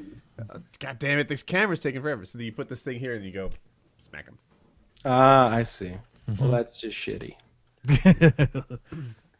If you hit them too hard, you would break their nose, and then you'd be in real deep shit. But don't do that, kids. Don't go around hitting people in the face. So that topic was console gaming. Yeah, right. I didn't even talk about console gaming. At the start of the show, Kyle and Wings were having a console gaming revelation of some sort. Ooh, yes. Yeah. Are you willing to say in public what you've said in private? Yeah, I think I'm done. I think I'm done with it. I think I'm done with console gaming. I think this generation of gaming consoles has so underwhelmed me that there is no other clear road than to go to the PC. Because I have a very nice gaming PC and it's sitting unhooked. There's not even a monitor hooked to it. It's sitting in the corner of my bedroom right now. I need to hook that motherfucker up and try to learn how to mod Skyrim so that I'm playing on the most beautiful Skyrim I can play on with maxed out settings and just go into a magical world with about 3 or 4 monitors. And it's gonna be a great time. I want to play some Fallout and get into that. Dude, you sold me. Fallout 4 is coming out. It's leaked on Kotaku. Some of the scripts. And when's it coming out? They haven't even. So it could be 2015 for all we know. Yeah, Bethesda hasn't even. Or is it Bethesda? It's not announced. That's what I was hesitating. I didn't know. It could be Duke Nukem for all we know. No, but one of the lines was war. The opening line is war. War never changes, which is the opening line of every Fallout game. So, but if you were a prankster, like it turned out that that one countdown site was. You would know that as a Fallout fan, and you could spoof any script to be like, war never changes. And then Bernie goes to, Bernie dies, and then they take him to Aruba and pretend that he's alive. When I said it could be Duke Nukem, I meant the development schedule. It could be 14 years away, not that it could be a different game. I don't think they would do that. It's about time for another one. There's been a lot of hype about it. I really hope it's coming out next year. That's what I'm most excited about in gaming is Fallout 4. The leak claims that it's based in Boston, where a few months ago someone, I guess they said one of the Bethesda employees was spotted like scouting shots at MIT. Yeah, so there's going to be like a computer nerd MIT gang. You know what's going to happen. You'll go to MIT, you'll be busting them up with it.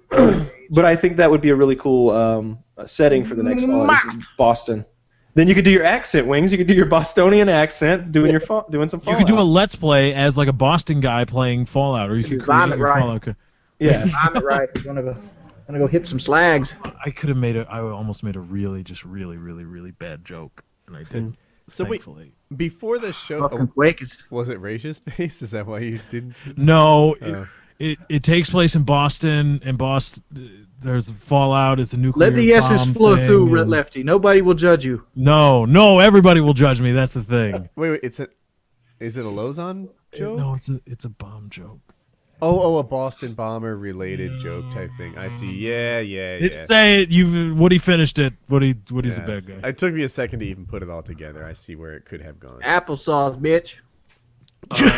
Oh, dude, I have a bunch of topics like brimming out of me right now. But Lozon fights tomorrow. I watched him at the. He looked good at the weigh-ins. I know that he's been lighter through this trading camp, so I should have an easier cut. But I'm psyched. Did he have a hard on at the weigh-ins? No, he did not. He should have. Really psyched his opponent out. We watched a weigh-in a while ago. It wasn't Lozon. I forget the guy's name. But yeah, he pretty much was rocking at least half a stiffy as the guy went. He was like, he wasn't in Lozon's weight class either. But anyway, yeah, he was his little guy, and he was rocking a stiffy. If I ever become a professional fighter, I'm going to get a cow boss and just stick it in my pants on the way in. Some guys that wouldn't be smart because you'd have to account for that in weight. So you lose that weight. That's right. Yeah, but nobody would judge you afterwards. Right, because you had a rage. They would think you had a raging hard on it, seeing another dude in underwear at a. No, they wouldn't judge you at all for that. Nothing gets me harder than being up here in front of all you dudes in my underwear. But he's the first fight on the main card, and I hope he crushes. Is it a pay-per-view? Or is it on cable? It's on Fox this time. Ooh, all right. Yeah, it's tomorrow night. If you're watching this, it's tonight. For me, it's tomorrow night. It's Saturday, and he's the first fight on the Fox card. So it's him against Mac Danzig. So it'll be an awesome fight. I feel a little sorry for Mac, but it's got to be done. Now, what happened? I remember I watched the fight, Joe's last fight, and what was the reason he didn't fare as well as he probably I'd remember hoped? it if that happened. No, that never happened. No, didn't No. happen. Okay. Yeah. All right. No. Okay. He's completely recovered from that. Like, is he ready to go? I want to ask this question since you talked to him more than me. Do you think he could beat that guy he lost to last time if he had to face him again? Yes, I think so. I think the guy was left-handed, and it's super difficult. And what happened is in the first round, the guy got a perfect punch in. Fighters don't call it lucky punches. Lucky punches are the result of lots of training and spotting opportunities, the second they arrive. That's not lucky is what I'm trying to say. But early in the first round, the guy got Joe good. And, from then on forward, that guy was a little quicker, Joe was a little slower, and that gap just spreads. Joe once described fighting as like a Street Fighter or Mortal Kombat game. But the only difference is, like, when your health is almost at the end of a fighting game, you still get to do all your stuff at full speed. But in real life, when you fight, as your health meter drops and you get closer and closer to being woozy and dropping, your skill and your enthusiasm and how much oomph you can put into your punches, that also drops. And that guy managed to just knock Joe's health bar off by a third right at the start of the fight, and it went his way for the rest of it. Did Joe win the second round? I had him winning all 3 rounds. That second round was the closest round. Yeah, the second round was the closest round, but the judges had Joe losing all 3 rounds. So that night is in the past, and tomorrow night, or tonight if you're watching this, is in the now. He's going to beat the shit out of that dude. Poor Mac Danzig is going to get rocked because he ran into the Joe Lozon train. That's the deal. Going down, Mac Danzig. Wherever the hell you are. Don't worry, Joe. I got some gifts for you if you lose tomorrow night, because those motivational gifts you sent me during the boot camp. No. Wings, you need to get Joe Lozon on like Skype or something, or in a Google Hangout, and if he loses, you have to have the sad music from the Hulk ready to play. That's what you need to do. If he loses, you be like, Joe, I got you. And then you get a call, and then you start playing it. I'd like to be able to take like the after fight interview and just play the Hulk music over it as like an upload. That would be bad. Did Joe send you some troll gifts? Oh, you said Kyle something. It was like this girl had to be like 700, 800, 900 pounds. I mean, just oh god, yes, huge girl. It was this gif of like, I don't know what it was. It was like the world's fattest person or something, and it was horrifying because it was like there was a head sticking out of like a blob, and and you could tell it was a skeleton. It didn't look. It looked awful. It looked horrifying. I deleted it. I'm like, I would shoot that thing. I mean, that thing would be something to give me. You know what it looked like? Wings. It's a blessing to shoot it. It looked like one of the abominations from Fallout. One of those. And they had like this little centaur. like nurse man. It looked like a fucking centaur from Fallout. It was nasty. It looked like Jabba the fucking Hutt, dude. Anyway, on the Lozon topic, Joe's last fight was, I don't think that really happened. The fight before that was a Fight of the Year candidate. The fight before that was the Fight of the Year, and he's back at 100%. So I want to see a submission. I do too. I want to see a submission. Mac Danzig has a good ground game also, not as good as Joe's. He doesn't have as many subs. He doesn't have the same record, but Mac Danzig won the Ultimate Fighter the year he was on it. He's a strong guy, but sometimes you bump into a better man. When you said subs, I was like, "What's his like to view ratio?" Then I was like, "Oh, it's He means submissions. Yeah. So yeah, it's fun. Every time Joe fights, I score at like 30-24 in his favor on Twitter, and everyone's like, "What? How can you say that? What do you mean?" And it's like, what? I feel like I'm Homer Simpson because I remember Kyle tried to get Jeremy to choke me out completely, and like sitting here now, I feel like I wonder what getting choked out would feel like. Like I know what it feels like. I can show you. You should have done it, man. I really wanted that in one of the videos. You know, Wings getting choked unconscious, and I probably would have done some weird stuff to you, but nothing permanent. You know, it would have drawn some stuff on your face while you were unconscious or something like that. But it would have been a great time, and you'd have woke from up. experience that doesn't work. Yeah, you'd have woke up a few seconds later. It'd have been all good. Yeah, but anyway, yeah. So it's I don't know. I'm psyched he's gonna fight tomorrow night. I want to see it. Yeah. So Joe Lozon on Fox. Watch it tonight if you're watching this on Saturday. If you're watching it on Sunday, we should get back together tomorrow night and do like a hangout while we all watch the fight. Post those reactions. I'm probably gonna be out doing stuff on Saturday night. Yeah, what the hell, Lefty? You know you ain't got no plans on Saturday night. Look at Lefty's fucking hair. He's got all kinds. Oh, I know. He has those Grand Wizard meetings. Oh yeah. By the way, Woody, I want to let it be known the fucknards have spoken. Oh. You no longer have the greatest hair on the show. That's bullshit. As per a straw poll that I was linked. Look at this shit. Look at this. Do you see this? Do you see that? I can't beat that. Look at this. Now let's look at you. Let's see what you got going on. Sorry, it's so sad. It's maybe look you at it. Shaved it straighter or something. Let's flip back. Hold up, Lefty. Turn that damn light on. Look. That's what? A hairline Turn that light that you have shining on you perfectly off. Let's see it on natural lighting. Unnatural lighting. He's inside in like a basement. No, there's huge canister lights. I can't turn them off. I got to get up to do that. I don't want to do that. All right, excuse me. I have to roll over there to do that. Maybe I'm just saying. Get like, my ladders. You got more of like a Superman Mercadurka thing going on, where Woody has like a perfect line across the top of his head.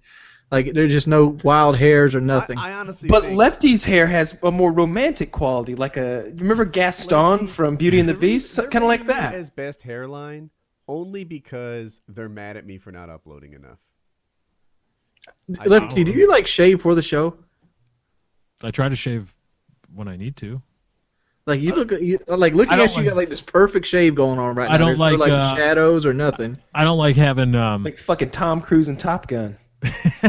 I don't like having stubble growing. It's not a. You're like Maverick right now, like you're 22 going in to fight a fighter plane or something.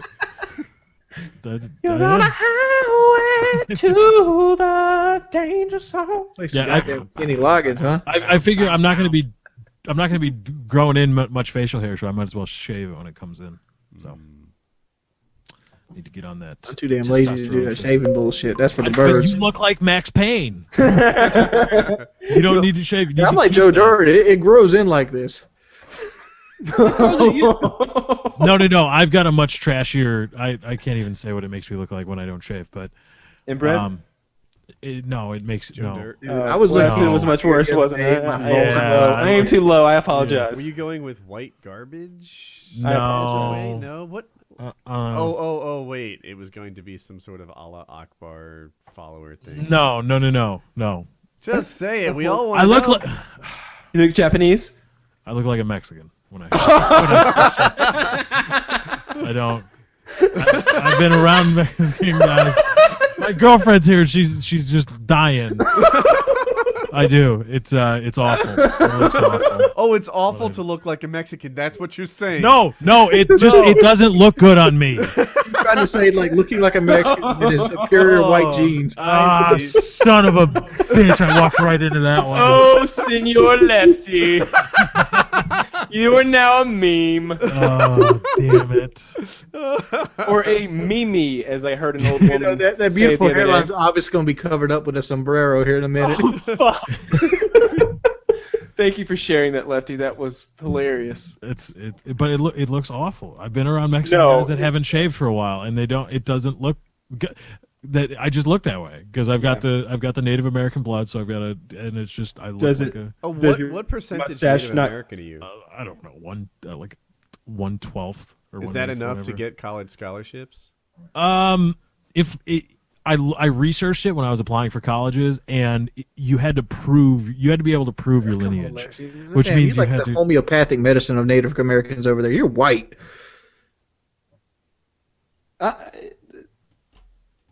Is there a problem with being white wings? Yeah, wings. Hey, like I'm trying to say is like that Native American is so diluted. You didn't see it in my structured jawline I know my- Native Americans. or You my- don't look like them. or my flowing locks. You don't see it? Well, so. Or the deer antlers on his chair. Have you ever don't know if gotten you me read drunk the and Book tried to of get me to Mormon, sign a Lefty. contract? It works. I don't know if you read the Book of Mormon. How do you The think Book I'm of signed with Mormon- full screen? Mormon says that the Native Americans sudden they killed own my the actual land, Native too. Americans and they were tainted red. I don't see that with you. Hey, I Wait, want to. what? Red man? What? No, wait, that's not true. You never read Joseph Smith in the Book of Mormon, where they the people came over and killed the actual Native Americans and God struck them red? No. No, I haven't read that. Racist wings. Oh, you were talking about the full screen thing, right? I'm talking about Mitt Romney. Oh, God. I'm just playing. All right, enough of you and your politics. So it used to be CPM was like the big factor, you know, like you pick a network based on which one would give you the best dollar per 1,000 views. Now, Lefty, you're like, hey, I think the thing is whether or not they treat you like an affiliate or a managed. Well, you're right. The big thing is whether you're going to, for those of you that are trying to break into the YouTube game, or if you're a YouTuber and you're going to try to get out of your contract with the coming monetization changes in 2014, which, by the way, I'm pretty sure a whole lot of networks are in breach of their contract when they do that. But you didn't hear it from me. Talk to an attorney if you're that big about YouTube. But I think the big thing now is, like, if you get a contract offer from a network, you want to know whether you're going to be managed or affiliated, or classified as a managed channel or an affiliate channel. Because managed channels, like we've talked about, like everybody's been talking about, managed channels, they're the golden geese. You want to be a managed channel because you are not subjected to YouTube's content ID system or sweeps or algorithm, whatever the hell. But if you are an affiliated channel, you are subjected to those sweeps. So you will get your Let's Plays or your gameplay commentaries or your reviews or your news videos. Those will all be subjected to being taken down, your channel given a strike, or the ad revenue diverted to other corporations that YouTube says hold the copyright. I know that you don't know this answer, Lefty, but I'm going to pose this question to you since you have the floor. All right. Wouldn't it be in better interest for all the networks to make every channel managed? Because when they're affiliated, when they get those like little copyright infringements, and they can be nothing. They can be like a TV on in the background. That's messing with their money too, because they basically make their money off of what you make, like a percentage-wise. It's an ebb and flow, because the reason that YouTube is directing the multi-channel networks to classify channels, and this primarily affects gaming channels, which is why we're talking about it here, because a lot of us run gaming channels, and a lot of you probably watch gaming channels. The big reason is because multi-channel networks will be given, like, there's a set limit for copyright infringements. I don't know if it's actual strikes or content ID matches.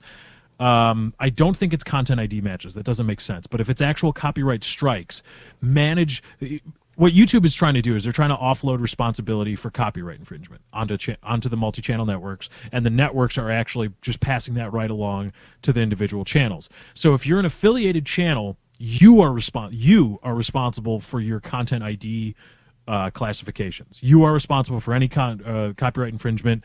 Your network just cuts all ties if you get in trouble. They say best of luck to you and sayonara. But if you're a managed channel, you aren't subjected to the content ID, stuff.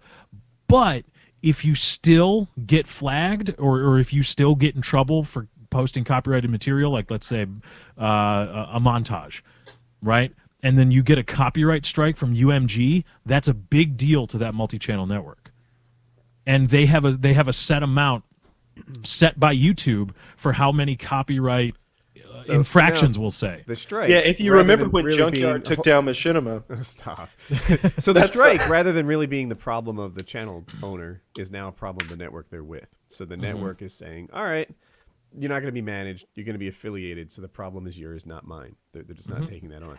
And if you're choosing a network, it's probably smart, especially if you're of any kind of size, right? If you have any kind of authority over your terms, like if you have 500 subs, then you probably take whatever deal you can get. But if you're a bigger channel and you get a lot of views and a lot of subs and there's things going well for you, then you can probably look around and say, all right, which of you is going to give me the better deal in terms of protection from these copyright and content IDs? And they're invalid, by the way. That's like an important thing to note. Like, these things are fair use, but what happens is Google, rather than having humans do this job properly, have a system do it. And people have this idea that it's like the company knocking your video. It's not. They have a database filled with images and sounds, and if those images or sounds pop up in your video, then you're out of luck. So, for example, it is totally fair use to do a movie review, and I can use 5 seconds of that movie review in my review to demonstrate what I'm talking about. That is not me making money off your movie. That is not me re-uploading your movie, even though I do have technically 5 seconds of your movie in mine. That's not the same thing. It shouldn't be a copyright strike. It should fall under fair use. But with an automated system, you don't have humans who intelligently make decisions. You have someone who says, oh, look, that frame is in this video. That frame is in this video. You get a copyright strike. You're busted. When you pick a network, you should try to find a network that will protect you from this system, because people are getting hit in a really big way. I've been hit with zero times. I've had 0 copyright strikes, 0 copyright or content ID claims on my channel since this problem. But other people, like, how many have you had, Lefty? I've had 3, and I disputed one, and it was a Blizzard one, and they immediately just said, oh yeah, by the way, no problem. I've had only 3. Wings has had a lot more. Yeah, Wings just walked away for some reason. Wings is a perfect time. It was like a huge number. We'll wait for him to tell it. It was ridiculous. But how many videos does Wings have? Like 6,000? 4,000 maybe? I forget. I think it's closer to 4. It's a lot. But I think he had hundreds of copyright strikes or of content ID claims on his channel. And it's mostly the guys doing Let's Plays. For whatever reason, like, COD commentaries aren't getting hit too much, and I have a lot of those. And but if you do a Let's Play, there might be music that plays in the background, and that triggers a content ID match. Or there might be even, frames. I had content ID matches in the past against frames that were completely unique, like made in Photoshop for that video. It was the commentary March Madness stuff. I have no idea how that got in the database, because it was art made for my video, for my channel. I had total authority, and it was mine. Yet they claimed that it was someone else's, and I should be striking that fucker. It should go the other way. So yeah, but it's new, and the big thing, if someone offers you a $2 CPM and someone offers you $1.75, but you're managed, that $1.75 deal might be better, not just because of the protection, but also because sometimes there can be a 2-day delay. If you ever watch these videos, a lot of them get the bulk of their views in the first 2 days. The kind of videos that I make mostly get their views in the first 2 or 3 days. If you make videos like some of Captain Sparkle's hit videos, the ones with the songs, and they did play, people watch them over and over, and they just keep getting views forever. But if you make commentary, like, hey, this is what's new, this is something I just learned, this is something I've been thinking, if you make videos along those topics, they mostly get their videos at first, and then people don't go through and listen to what you were thinking about from 4 months ago. And if you're in that category, which most people in gaming are, then those first 2 days are really important to you from a financial standpoint. So you need a network that protects you from that, and not some jerk off network that just leaves you on your own. Mm-hmm. And I was emailed by my network, because this is how bad it is, really, because I'm a part of Full Screen, and they give us a library full of royalty-free, copyright-free songs or music, and it's got sound effects and movie scores. It's really cool, and I've used some of it. And in their email, talking about it, or I emailed them once. I'm like, hey, here's this thing. There's a whole bunch of content ID claims, blah, blah, blah, blah. Well, first of all, their response basically was, well, yeah, Warner Brothers claimed it. I was like, yeah, but I asked you a whole slew of questions. Please answer my questions. And then they said, here's the breakdown, or here's a more informative breakdown. And then they said, also, if you receive any content ID claims from these two companies, it's for the royalty music you gave, or we gave you. That's us. So it's at the point where the multi-channel networks could very well be claiming videos of the channels that they are contracted with and taking all the revenue from that. And I'm like, revenueception. Like, okay, all right. And so with this whole stuff, and I'm going to be an affiliate. I would prefer to be managed. I don't know how to do that. But it's a pretty big deal for a lot of gaming channels in the coming year, and I don't know what the future holds for my channel. If the affiliate, like if the content sweep when you upload before you're able to monetize a video, I don't know how delayed it is. Lefty. I point out the fact that you're no longer that channel that I picked out of the blue to do DayZ videos with. You're getting up there. Well, thank you. You have some power to negotiate, or maybe jump ship to somebody that's willing to give you the managed channel. Yeah, my big worry is completely overvaluing myself and trying to be like the guy, like, all right, hey, let's negotiate here, let's play this game, and trying to negotiate from a position that I've completely overvalued, and then having somebody that is more poised to evaluate my channel, like, we don't care, fuck off, go away. I would like to be able to do that, but I don't know, keep subscribing. I'm almost at 100,000. I guess that would be nice to. You have a successful Twitch, more successful than most. You have a successful YouTube, more successful than most. One of the biggest gaming podcasts on the interweb. It's a series of pipes.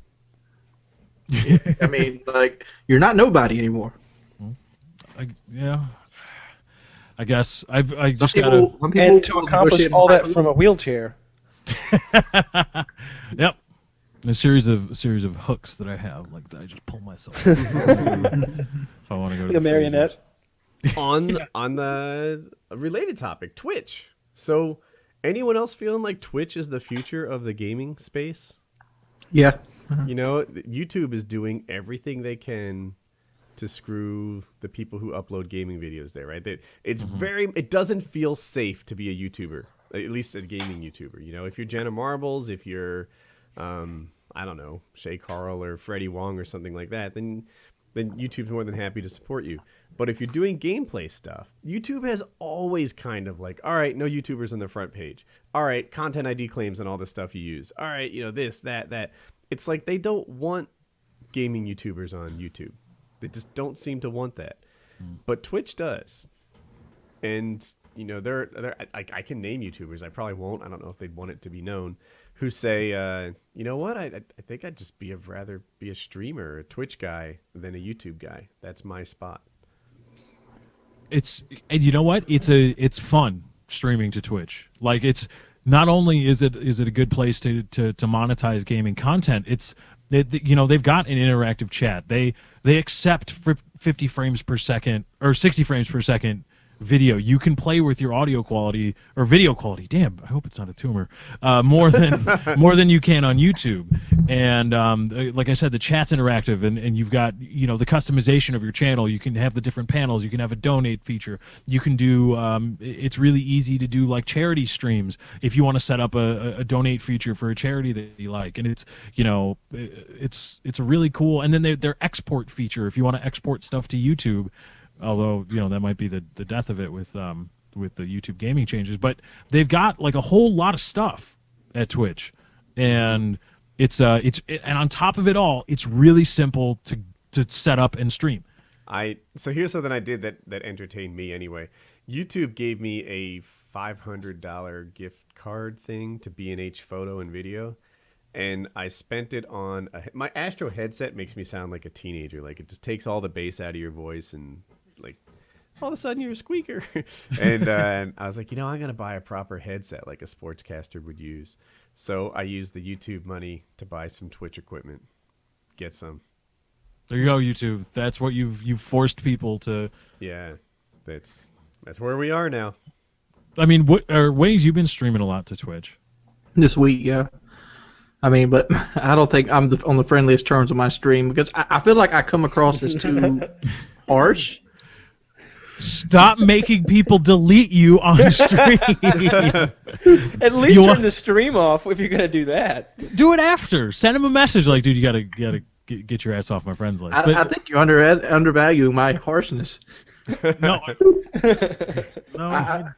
Do you want to be the train wreck stream? Is that your target?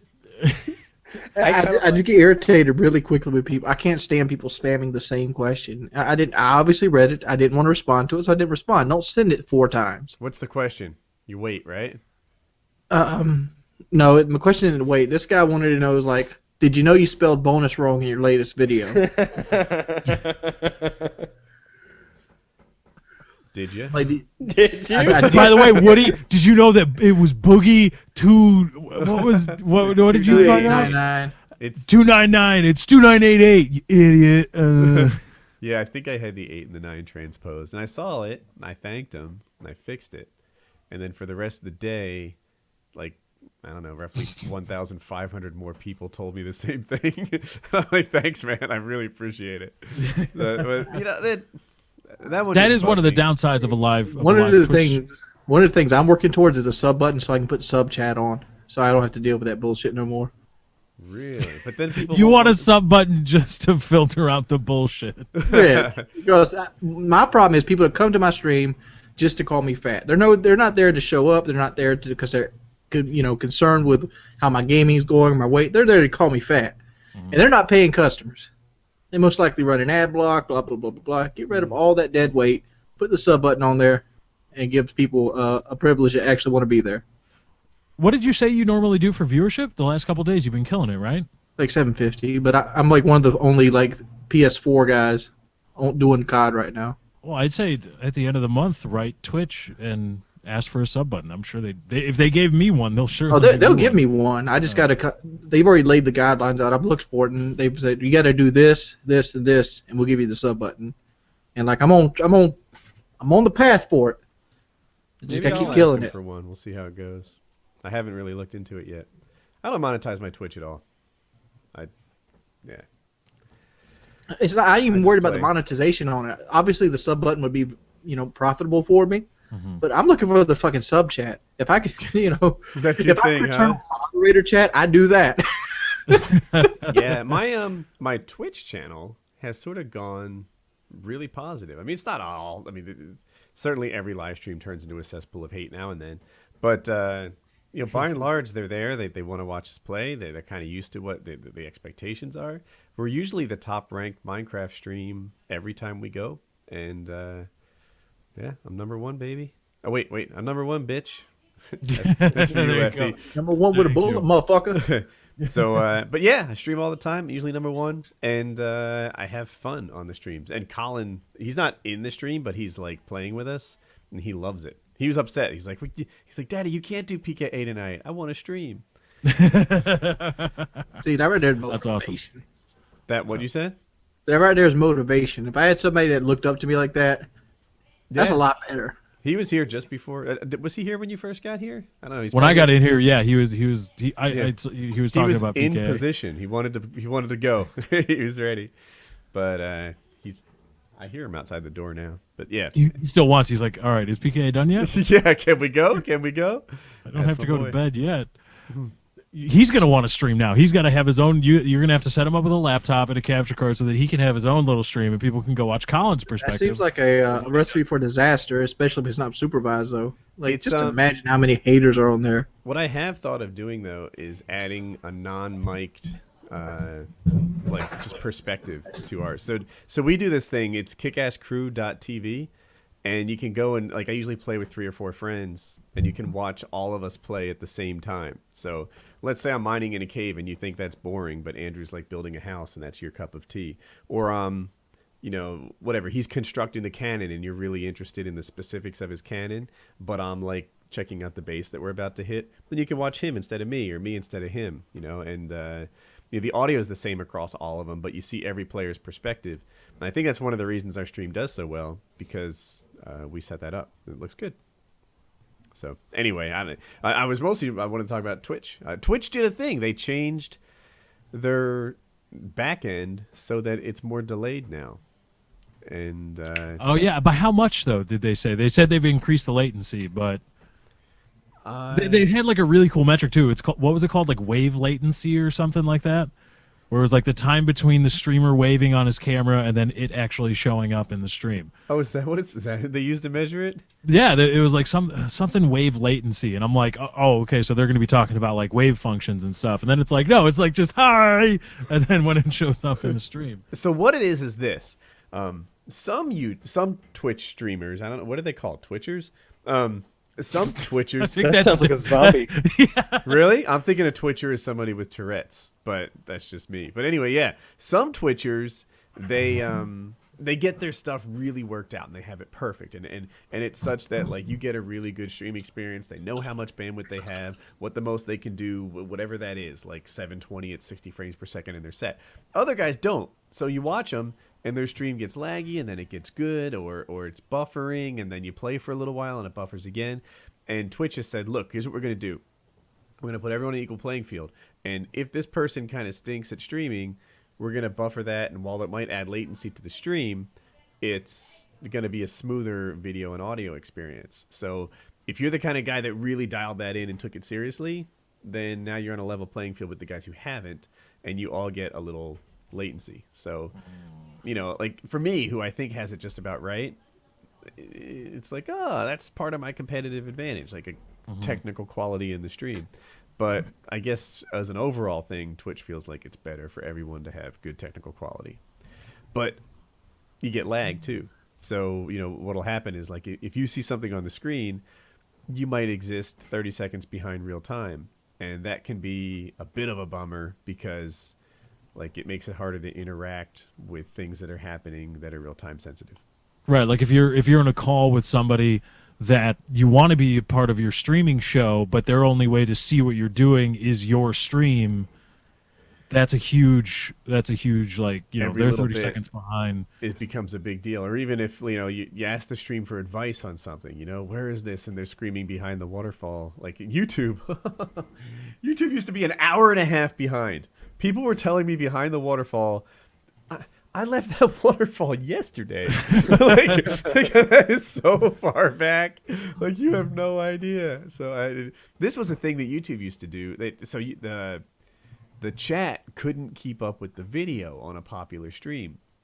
And my streams were so popular, they would literally fall like an hour and a half or 2.5 hours behind. So I'd have to tell people, like, if you want your chat to like be in real time, you have to refresh your browser every so often. And it was true. It was the only way to fix it. You had to hit refresh, and then you'd like jump ahead and you'd be in more real time. You'd slide behind, maybe 5 minutes later, you'd hit refresh. I'd get like 750,000 views a video because I had like, you know, 10,000 people hitting refresh 75 times to stay current with the stream. And I'm gonna have to have all my Twitch viewers do that every once in a while. Just yeah, so that was a thing. That was a while ago. That was like my Skyrim live stream. You know, it's a long time ago. But and I didn't even know about it at first. But it was the only solution that we knew about. So You didn't like Skyrim that much? I'm better at I'm better at enjoying that kind of game now than I was at the time. At the time, I loaded up Skyrim and I was like Call of Dutying that thing. I'm like, all right, what's the straightest path to winning at Skyrim? And people are like, Woody, what do you mean win at Skyrim? It's like, how do you beat the End Dragon? And I beat the End Dragon, and I was like, yeah, bitch, that's a win. Mark it down. and I like, they're like, Woody, now go to, there's a Dark Forces or something, like some sort of assassin. The Brotherhood of Darkness. That's it. They wanted me to do the Brotherhood of Darkness.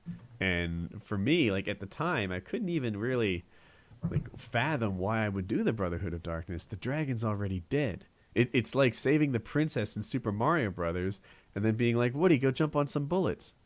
No, dude, I just beat it. Did you not see this? Like, it's done. I won. It's good. So that was my thought process at the time. But since then, I played some more games that aren't so damn coddy. Of course, there's Minecraft. You guys have seen that. I played Borderlands all the way through. I played a bunch of Assassin's Creed, and I kind of got the whole immerse yourself in a foreign land style of game in a way that I didn't get before. Like, I loved Left 4 Dead. You guys have heard me talk about that. But Left 4 Dead is still another, like, race to the end, get to the end kind of game. It shucks as I think about it. Almost all my enjoyable gaming experiences were race to the end. And when I got to Skyrim, I was just kind of new at enjoying something that wasn't race to the end. You're gonna love Fallout. How so? Yeah, Because the new me's better at not just going in a straight line? Skyrim is a great game. Don't get me wrong. And it's the newest Bethesda game in that kind of platform. But it fails in comparison to Fallout. Fallout is a much better game. Yeah, what I like about Fallout is I like the environment. I like the universe that you're in, that alternate dimension, the Fallout dimension, where things are just weird and twisted and a little bit different than they are There's no here. co-op whatsoever, right? It's total single-player experience. I correct. would love it if you guys could hold my hand, like start a new character. Oh, totally. That would be the ultimate experience, to have like a posse. Like you're always running into bands of like bad guys in the wilderness. It would be great if it was just 2 people, but I would like to play with like 4. Yeah, and I am good at playing in a group, right? I'm naturally cooperative. I'll call out the guy I want. I'll ask for help. I'll give help, and like it would be a nice experience to team up on. I got this, you got that. Assign roles. I can be a general. I can be a private. Whatever you need. I like playing in a group. Yeah, Fallout had a co-op thing, like a 4-player, like a Borderlands 4-player co-op. That would be so cool. And you had, enemies and missions and challenges that would require the strength of 4 players because, already in Fallout, you're just a fucking badass. You're wearing, like, mechanical armor, and you've got a nuclear weapon launcher, and you're already a badass, but you need a mission that requires 4 badasses. Maybe Fallout 4. Now you're going in MMO territory, though. Wait, you don't think Fallout's already in MMO territory? What is it? Oh, it's an RPG. It's an RPG. But there's a big difference between a co-op game and an MMO. For sure. Yeah, but you got to create raids and like there's going to be no, you don't have to. No. Stuff like that. No, you don't. If you had 4 like lone wanderers, everything in the game would die. Everything in the current game would die. It would be in the magical Fallout we're describing. It would be a mission that would require 4 of you. There would be 4 times the enemies. The enemies would be enemies. Wait, Wings, did you play Borderlands or Borderlands 2? I played like an hour and 2 with Lefty, and I never touched the game again. I didn't last much longer. Okay. Well, Borderlands, I'll admit, it gets to kind of a slow start. Like first you start off and there's like 20 minutes of cutscenes or something. You press a button, customize your character. I skip those shit instantly. Fuck the story. I don't know how to skip them. It's like first your next objective's not open until you turn your pants pink or something. I'm like, this isn't what I like in a game. I'll never look at me again. Why am I customizing what I look like? Mm-hmm. And then you have to kill a bunch of skags, with your pea shooter rusted old pistol or something. But after you left it, an hour or so through, all of a sudden you start meeting characters with personalities that you like, and the main antagonist starts talking trash, and that's when Borderlands comes alive, right after you stopped. We got to the pirate boss that was on fire. Yeah. Well, I beat Borderlands, like I drudged my way through it, Borderlands 2, and I just got to the point where I was like, I swear, if this new mission is go get me 4 of these, I'm done. And guess what? It was go get me 4 of these so that we can go stop. Borderlands would be so much more of a fantastic game if there was actual like a wide array of mission variety. Maybe they brought that in with DLC, but by that point they had soured me to the point where I'm like, I'm not buying DLC. I liked it more than you, but I do accept your criticism. That Borderlands has some of that, like, all right, I need 12 skag pellets. Go kill 25 of these people. That sounds like why I didn't play World of Warcraft. Oh, you need 10 pieces of deer meat, do you? But I Wings, guess I even can go Diablo scaled enemy strength when more people join the game to play co-op. Yes, they did. That's So what you could do Fallout that in needs to Fallout. do. Yeah. Yeah. You can Fallout. totally do it. Single player. Valve says it's done. Follow suit. Kinda. Sorta. I'm really looking forward to that game. Have y'all guys seen the new Steam machine? Like, you can get one for like $1,500. If you're selected. 1,500? Wait. How do There's you- one price for like $1,500. Is that the CyberPower PC? I don't know. It's a Steam machine. I It's buy like a power. Steam box. Well, right, but the Steam box is like a build. Yeah. And who was it, Woody? That was it. I Was wanna it say I Buy Power? Power sounds Was it right. Yeah. Okay, I Buy Power. If that is that the one that's 1,500, how much is that? I've forgotten. I saw it and I was really excited about the Steam because it was like, this is the best console, and I love consoles and this and that. But I think like everybody in PKA and like a lot of people in gaming in general, console interest is just kind of faded a little bit. Mm-hmm. Yeah, boo consoles. I They let us down. I like consoles. I'm not excited about it. Like, I got an Xbox One. You know where that motherfucker's at? oh God, he's pulling a Woody. He's sitting there not hooked up. Wings. Destroy Not it. even Wings, hooked up. destroy it. Destroy it, Wings. I'm not destroying it. Just come on, Wings. I want to play Titanfall later on this year. At least mine's in the hooked up. I had to hook my PS3 back up. Why? Why did you hook your PS3 back up? Because there's nothing to play on the new consoles. All there is Ghost and Battlefield. If you don't like those two, tough. You ain't got no other choice. What about can't be true. Rise? Yeah, I don't want to play a Gladiator game. I heard Oh, that looked RPG. incredible. I don't give a shit what a game looks like, though, Kyle. I don't. Well, that you're exaggerating. You care what it looks like. I care a little bit, but guess what? I grew up in a game. I grew up on the Nintendo 64. We That's what I all was playing we when all I was grew in up my- on Yeah, we all grew up Poor on games that graphic don't look as good machines. as they look now. That doesn't mean that I don't have. On the other hand, my when I s- main My fondest memories are the Sega Genesis. I mean, like, you know what I've been playing lately? dude, when a game has beautiful graphics and it just adds a whole other dimension to the game that I enjoy. If it's something beautiful to look at when I'm problem solving and killing bad guys, then I like that. Don't get me wrong. I'd be excited to play Fallout 4, but here's the thing with Fallout 4 I'm not excited about. They're going to try something different, and I don't want nothing different. I want Fallout New Vegas with better graphics. Don't change the dynamic. Don't change anything Nah. else. Just give me I'm that. excited about change. I hope they completely change like the perk system or the rank multiplayer. up system or some sort of multiplayer dynamic, whether that's co-op or They gotta do MMORPG or multiplayer as in versus and co-op team modes, whatever. Like any of that stuff would be cool. What if you I'm a had Fallout. What if you had 3 versus 3 raid mode where you were both raiding like a cave from opposite ends, and when you got to the middle, one of you got you had to fight the other side for what was in the middle. I'd have all the shit. Yeah, exactly. You'd be I leading. had the Rape Squad killers up in that motherfucker. We'd be just crushing heads in 2029, whatever it is. Yep. But by the way, Rape Squad killers #1 PS4 clan, bitch. Yeah. Bitch.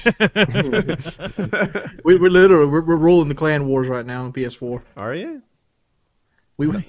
I'm getting technical with it. I have a British team, Oh God. so we can play round the clock during clan wars. Oh God, So what- how are you literally the #1 team? Aren't there like pro teams on top or something? No, it's based off points. You got to capture nodes and stuff like that, and it's more of like who can devote the most time. And with me with my YouTube channel, I can coordinate teams like on every time zone. how many people have you kicked off your team, Wings? I kicked off 2 last stream. You did it publicly. You kicked them out. I did it publicly. You stop. You don't stop the stream. You're just like going No, along. like, man, no, y'all motherfuckers fucked up, dude. I asked motherfuckers to play. Y'all come here, say you can play, and then when shit hits the fan, you can't play. I don't need you going 1-for-1. I can get a green guy to come here and go 1-for-1. What do you mean 1-for-1? Like they won one and lost one? 1 One gunfight, KD. lost 1 gunfight, 1 KD. You're going like 25 and 25. Oh, okay. I follow now. Because I was like 1 kill, 1 death. Like who can even? That's not very much action. But you're just saying you didn't need a 1 KD guy. I follow. I mean, like anybody can come in here, go and get 1 kill, 1 death. I need the guy getting 1.5 on the objective. That's what I need. That's what I asked for, and that's you you didn't didn't give me home this. the prom queen, right? You want the motherfucker who takes her to the hotel. That's who's on the Rape Squad Killers. That's exactly. There's a high bar. Yeah, baby. We don't need average players on the Rape Squad Killers. Are you captain of the football team? Are you captain, maybe more appropriately, of the chess team?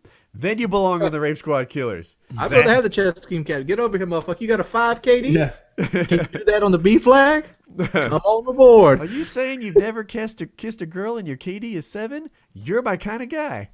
You come on board. Until you don't do as well, and I'm going to humiliate you in front of 500 or 700 people. Yeah, I remember Wings once. We were recruiting for game battles, and he's like, we don't want no average players on here.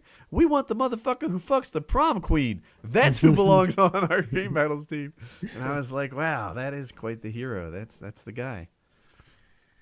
Oh man, I have a high standard. I do, and to me, if you can't perform against good players, that's my standard. It isn't the stats at all. I've got a guy on my team that's 1.8 KD, but he performs against good players, and that's what I look for. There's guys that with good stats that can't perform against good players, and you got to throw those guys out. This is like a recruiting poster, right? It's Call of Duty. It's Call of Duty. I like what he's saying though. I've often felt like there are some people with distorted stats because they either dashboard or they do weird things. They quit early. They all right, my only stat that I care about is KD. What's your win-loss? It's 0.1, but my KD is high. Well, my brother plays on my shit. Yeah, my brother. All right, well, prove it. Yeah. Come in here and show what you got. I want to see a guy who doesn't quit games and still maintains good stats. Do that.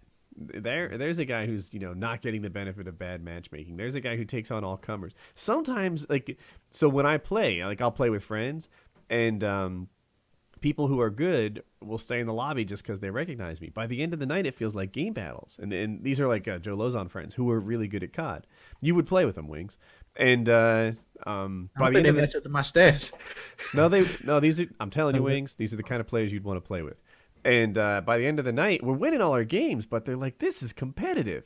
This feels like game battles. And I'm like, yeah, that's what it's like. If I don't back out of a lobby, the good players stay, the bad players, fall out through attrition, and before long, it's like a GB match. And you can hear them in the death chat calling out your positions, doing the game battle stuff. Yeah, that's scary when you kill somebody and they're not going like, man, when they're like, B flag. Yeah, right? Yeah. They call me out. Like, whatever. Woody's on B, headed towards A. You're like, oh shit, I got to stop. I got to go somewhere else. Yeah, right? They know I'm coming. I might pre-nade where I expect the cutoff to be or something. Like, this is all. I don't play Ghosts as much. So my subs won't like hearing this, but do people like Ghosts? I like Ghost, but Ghost is a slower paced game that fits my style better. It does, yeah. When I camp furiously in Ghosts, I feel like everything is such high stakes. I need a good kill streak to get a good gameplay, and it's like I'm halfway through the game. I've got 8 kills. I need 2 more to get where I'm going. And if I don't get it, everything's ruined. And I'm really counting on this chopper to get all my kills for me. And I don't know. I like Black Ops 2. Exactly like that. I like the way Black Ops 2 played. Where you just get back on your horse, run. Know the traffic patterns, pre-fire around the corners, run a silenced SMG, go. I felt like I was a superhero in Black Ops 2, just jumping off roofs, getting the drop on people, doing my thing. Now, every time I die in Ghosts, it feels like it was some guy aiming down sights waiting for me to come. Can I put this out there on the table? I feel like Ghost is more akin to COD 4 than any of the previous Call of Duties. It is too, and even in Modern Warfare 2, Modern Warfare 2 was this concept of baby buffalo are the people roaming across the middle of the map, right?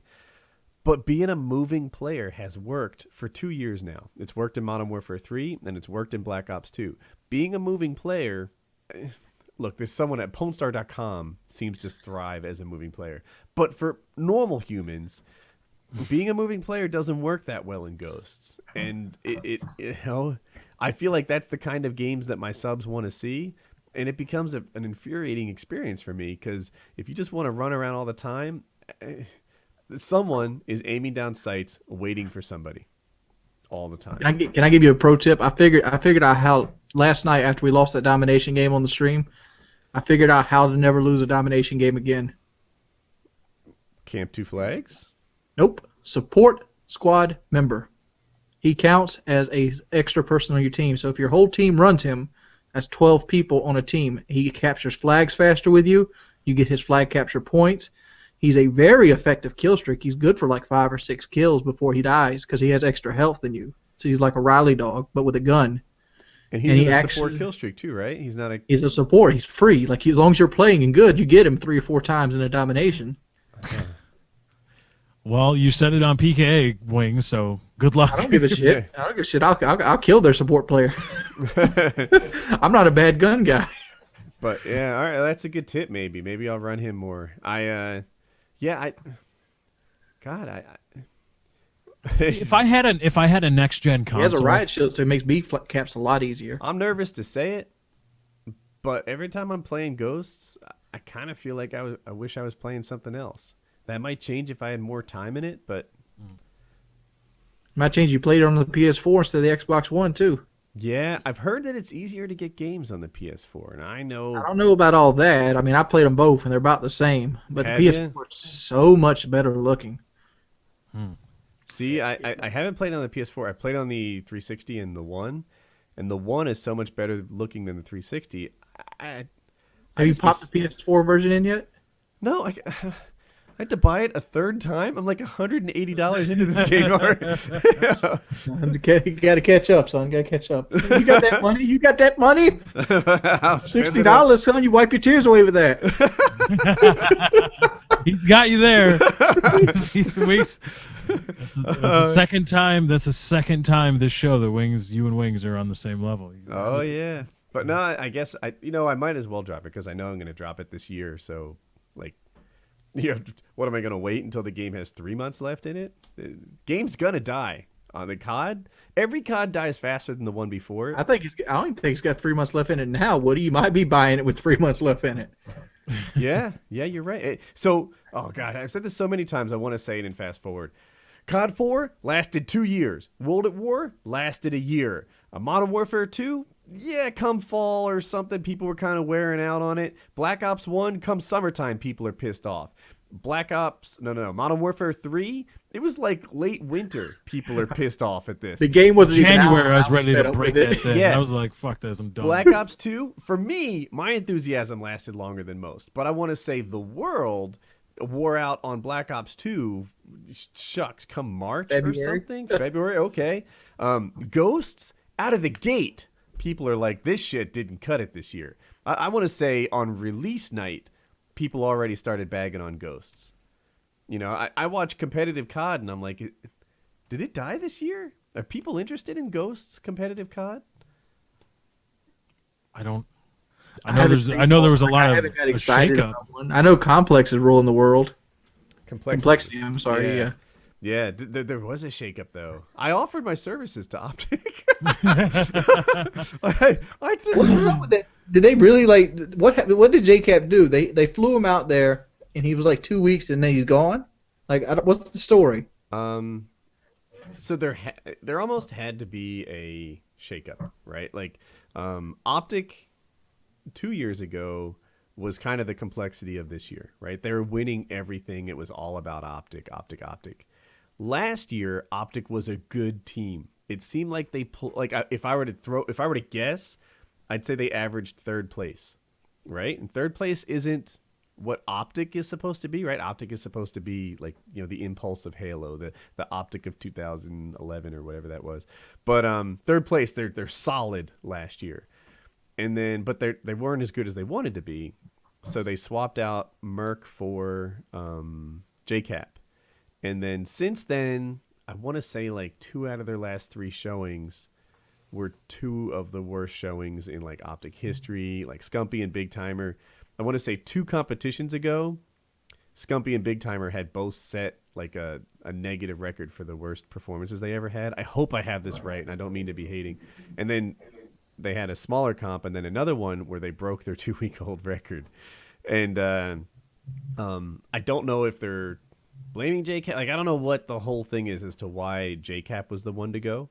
And didn't. Maybe he was the weakest player, maybe he wasn't. But they decided to shake it up again. And did they get a 4th for Optic yet?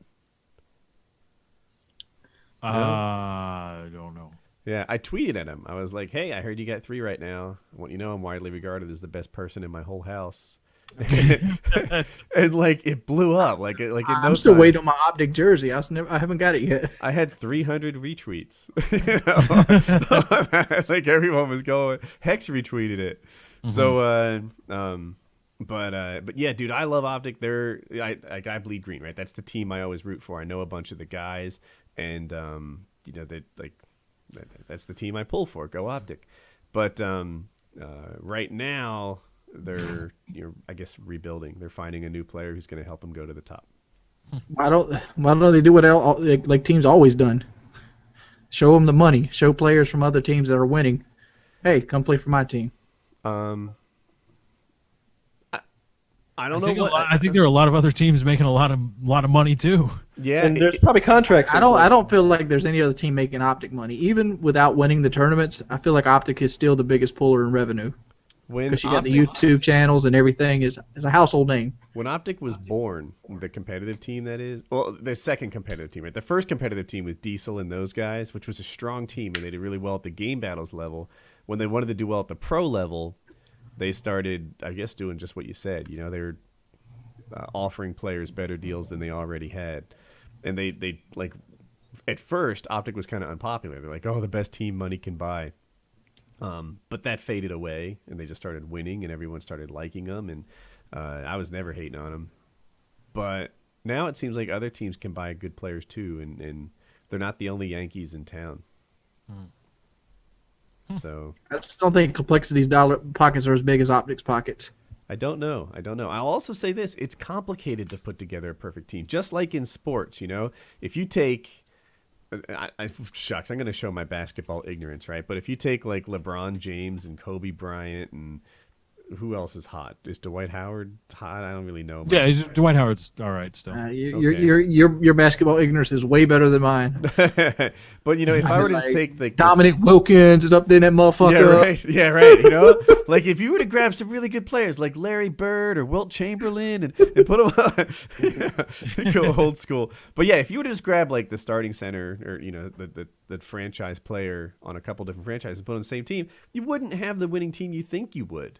You know, it turns out that the USA basketball team, the Olympics, they do pretty good. They do. Yeah, basketball's kind of the exception to the rule, to be honest. Football would make more sense. Like if you took quarterbacks from, let's say you took like all the best quarterbacks and put them on a football team, that'd be a shitty football team. I guess it would be. I still think it holds true with basketball too. But that's what we do at the Olympics though, and we rate. Yeah, I think LeBron James and Kobe Bryant. Even Kobe, even though he's hurt, but still, LeBron James, Kobe Bryant, Kevin Durant just do. Yeah, man, it's like Dutch guys. Those Olympic games are hilarious. They're playing against the rest of the world's countries. The European basketball leagues are pretty damn good and competitive. Euro basketball is like a thing. And we shit on them. Like it's not even close. That's what we do to Brazil. No, we shit on them. We shit on everyone. Did you see Vince Carter dunk over that French guy? The 7-footer? Yeah, that guy was ducking. Everyone acts like he jumped over his 7. Man, VC did some work there. Did you see Allen Iverson's led team get a bronze? Oh yeah, it's because Allen Iverson was leading the team. Oh, I'm sorry. Allen Iverson was like the league MVP that year. Yeah, but he likes to. He's not. The only thing I remember Iverson about was he's broke. That's all I remember. That. Dude, he proves that anybody can be broke, man. Like I have watched so many YouTubers get into. I wonder what Allen Iverson did that made him so broke. Do you think he did drugs? I think it's car washes and shit, and like buying the bar out. Did you watch that ESPN thing? Yeah. Oh, dude, that was what was it called? Like 50... Broke. It's called Broke. I think you're right. It was called Broke, but there's it falls under an umbrella of like similar like documentary styles and but yeah, like people would invest in car washes all the time, and those car washes would go nowhere. They would buy like everyone at the restaurant like anything they wanted, and it would be like a $50,000 tab. And they just didn't realize how much it costs, right? Because it's not a business expense. So to get $50,000, they have to earn $100,000. 100 grand, no big deal. I have a $7 million contract. Yeah, but that $7 million contract is a 7-year long contract. So it's $1 million a year. Suddenly you spent 10% of that year's earnings at this restaurant tonight. You spent over a month's salary showing off at a restaurant. And you need to make this $7 million contract last to support you for an entire lifetime. And you just spent 10%. You just spent over a month's salary at just being a big shot. And people would do this and not realize how hard it is. Like money comes so easily at that moment, and they can pay it, but they don't realize how money goes so easily. But most of the time, these guys run out of money. It's drugs. Look. Listen, kids, here's the thing. Sex without protection causes babies. Drugs cause poverty. It's so obvious to everyone watching from the outside. You hear Whitney Houston's broke. Are you surprised? You hear Bobby Brown's broke. Does this shock you? No. It's clear to everybody watching you from the outside that if you're doing any fair amount of drugs, even marijuana, which I know I'll get raped for saying this, something about it saps your... Do you think Whitney Houston's drug use affects her voice? She's dead. God damn it, Wings! I was fucking with Woody. You suck at this. You suck at this. I knew that. I would have said it did. But anyway, what was I going to say? Even marijuana, right? Like the hardworking guy that got you to this spot where you got into it so much vanishes, and somebody else replaces him who's not the same worker. And it all fades away. So unprotected sex causes babies. Drugs cause poverty. It's clear to everybody watching you, but somehow people in the middle of it, they just don't see it. Somebody needs to tell Adrian Peterson that the whole unprotected sex causes babies. That's true. Because it was terrible that his son by a woman was murdered, and that was awful. But then a lot of them, like on that documentary, it was child support that really broke them. Yeah, like 9-10 kids, and they're paying $15,000 a month for each kid. And they're predatory agents that steal money from them with business deals because the athletes don't know a lot about business dealings. And they say, "Oh yeah, just give me $500,000 and I'll turn it into $1 million for you." And then the athletes are like, "Okay, yeah, here you go." And then the agents just abscond with the money. That's a bad deal. When you do $500,000 and turn it into $1 million tax, you got $500,000 again. That's not how it works. Not exactly. No. You'd have $750 because you're taxed on the gain. So you $500,000, $500,000 profit because 500 to $1 million, and then you're taxed on the profit, which is $250. So he's turned 500 into $750. Someone's tapping their mic. I don't know who that is. That is not Who is always the one that does it? Wings. Who's always? You can see my mic. My hands are right here. It's been you all. I've been watching you fiddle with your pop filter and stuff like that. Okay, can I ask a gaming question? Have any of you seen the Tom Clancy's The Division Teardrop Engine trailer? Yes. Yes. Oh, I know we get into this. Aliens Colonial Marines should teach us never, ever, ever believe pre-rendered cutscenes. Automatically assume that even gameplay you see is pre-rendered cutscene bullshit. But oh my goodness, here I'll link it in the chat. This thing is just. I would like to say I enjoyed Alien Colonial Marines. But you didn't see the differences between the footage? I didn't see the trailer though, so I had no expectations going. No, it wasn't a trailer. It was a gameplay demo. Randy Pitchford showed off a gameplay demo. I understand what you mean. I looked at the backstory. That game that you see in the demo wasn't the game that I played, and that game got scrapped, and they started fresh pretty much with Gearbox. I do want to say I'm 21 seconds into this video, and it's just now starting to show me freaking anything. Yeah, I just skipped a minute and a half in. Dude, what the fuck? It's just a minute and 20 seconds. You start seeing some of the lighting. At 1:35, you get to see rendered cutscenes. Dude, just get to a minute 30 or so. Should I really skip a minute and 30 of a 2-minute 46-second video? Yes. I'm 50 seconds in. Do I have to skip the next 40? Yes. Well, you can see some of their dynamic lighting stuff. That was dude, dynamic lighting in a cutscene doesn't count. Well, they say it's in engine, not like a render. But it looks incredible. They say there's like a dynamic weather system, and the terrain and the textures all change. Textures and reflective surfaces. I understand this is all great, but how long into the game do you just not notice this shit anymore in this peripheral? I don't care. Is this a PS4 exclusive? It was supposed to be an exclusive console title, but I believe it's Ubisoft is behind this. They are making a dedicated PC version. Oh, but come on, right? That's gonna be like their Assassin's Creed PC copy or something, right? Yeah, I hope not, but still, man, if it looks anything like this. Yeah, well, what it's telling me, if it's Ubisoft, it's just gonna look like shit on Xbox. Is it coming out on Xbox? Yeah. Oh yeah, it is Xbox One. PS4, Yeah, it's all 3 consoles. But only the next version. Correct. It does look good, and people say it doesn't matter, but it does. Did you see There's how nothing wrong with liking like realistic, high definition, photorealistic graphics in a video game. There's absolutely nothing wrong. when they and were also shooting that evaluating. car, when they were shooting that police car, and the little chips of the lights and the windshield and the bumper was like that's how it looks when you shoot a car. I was and Call of Duty doesn't do that. Of it, though, Kyle. Dude, the ice is what got me. I hope. Oh yeah, the ice, the smoke was cool. Why has YouTube not figured out how to change places in a video? Here, look at the ice. Look at this. Look how that looks like what happens when the sun goes up and down. I'm going to show that again. Look at this. People watching the show are watching this. It's been rendered several times. This is going to be amazing. Mm-hmm. It looks really nice, and I cannot probably get wait. a copyright strike for that right there. That's the bullshit we're dealing with. Actually, Ubisoft has been one of the corporations throughout all of this. I mean, despite what you say about their draconian DRM from a couple years ago when it was like, your firstborn child to play this game, but they've been one of the companies that have said, we really like people doing reviews, doing gameplay commentaries, doing Let's Plays of our game. We love it.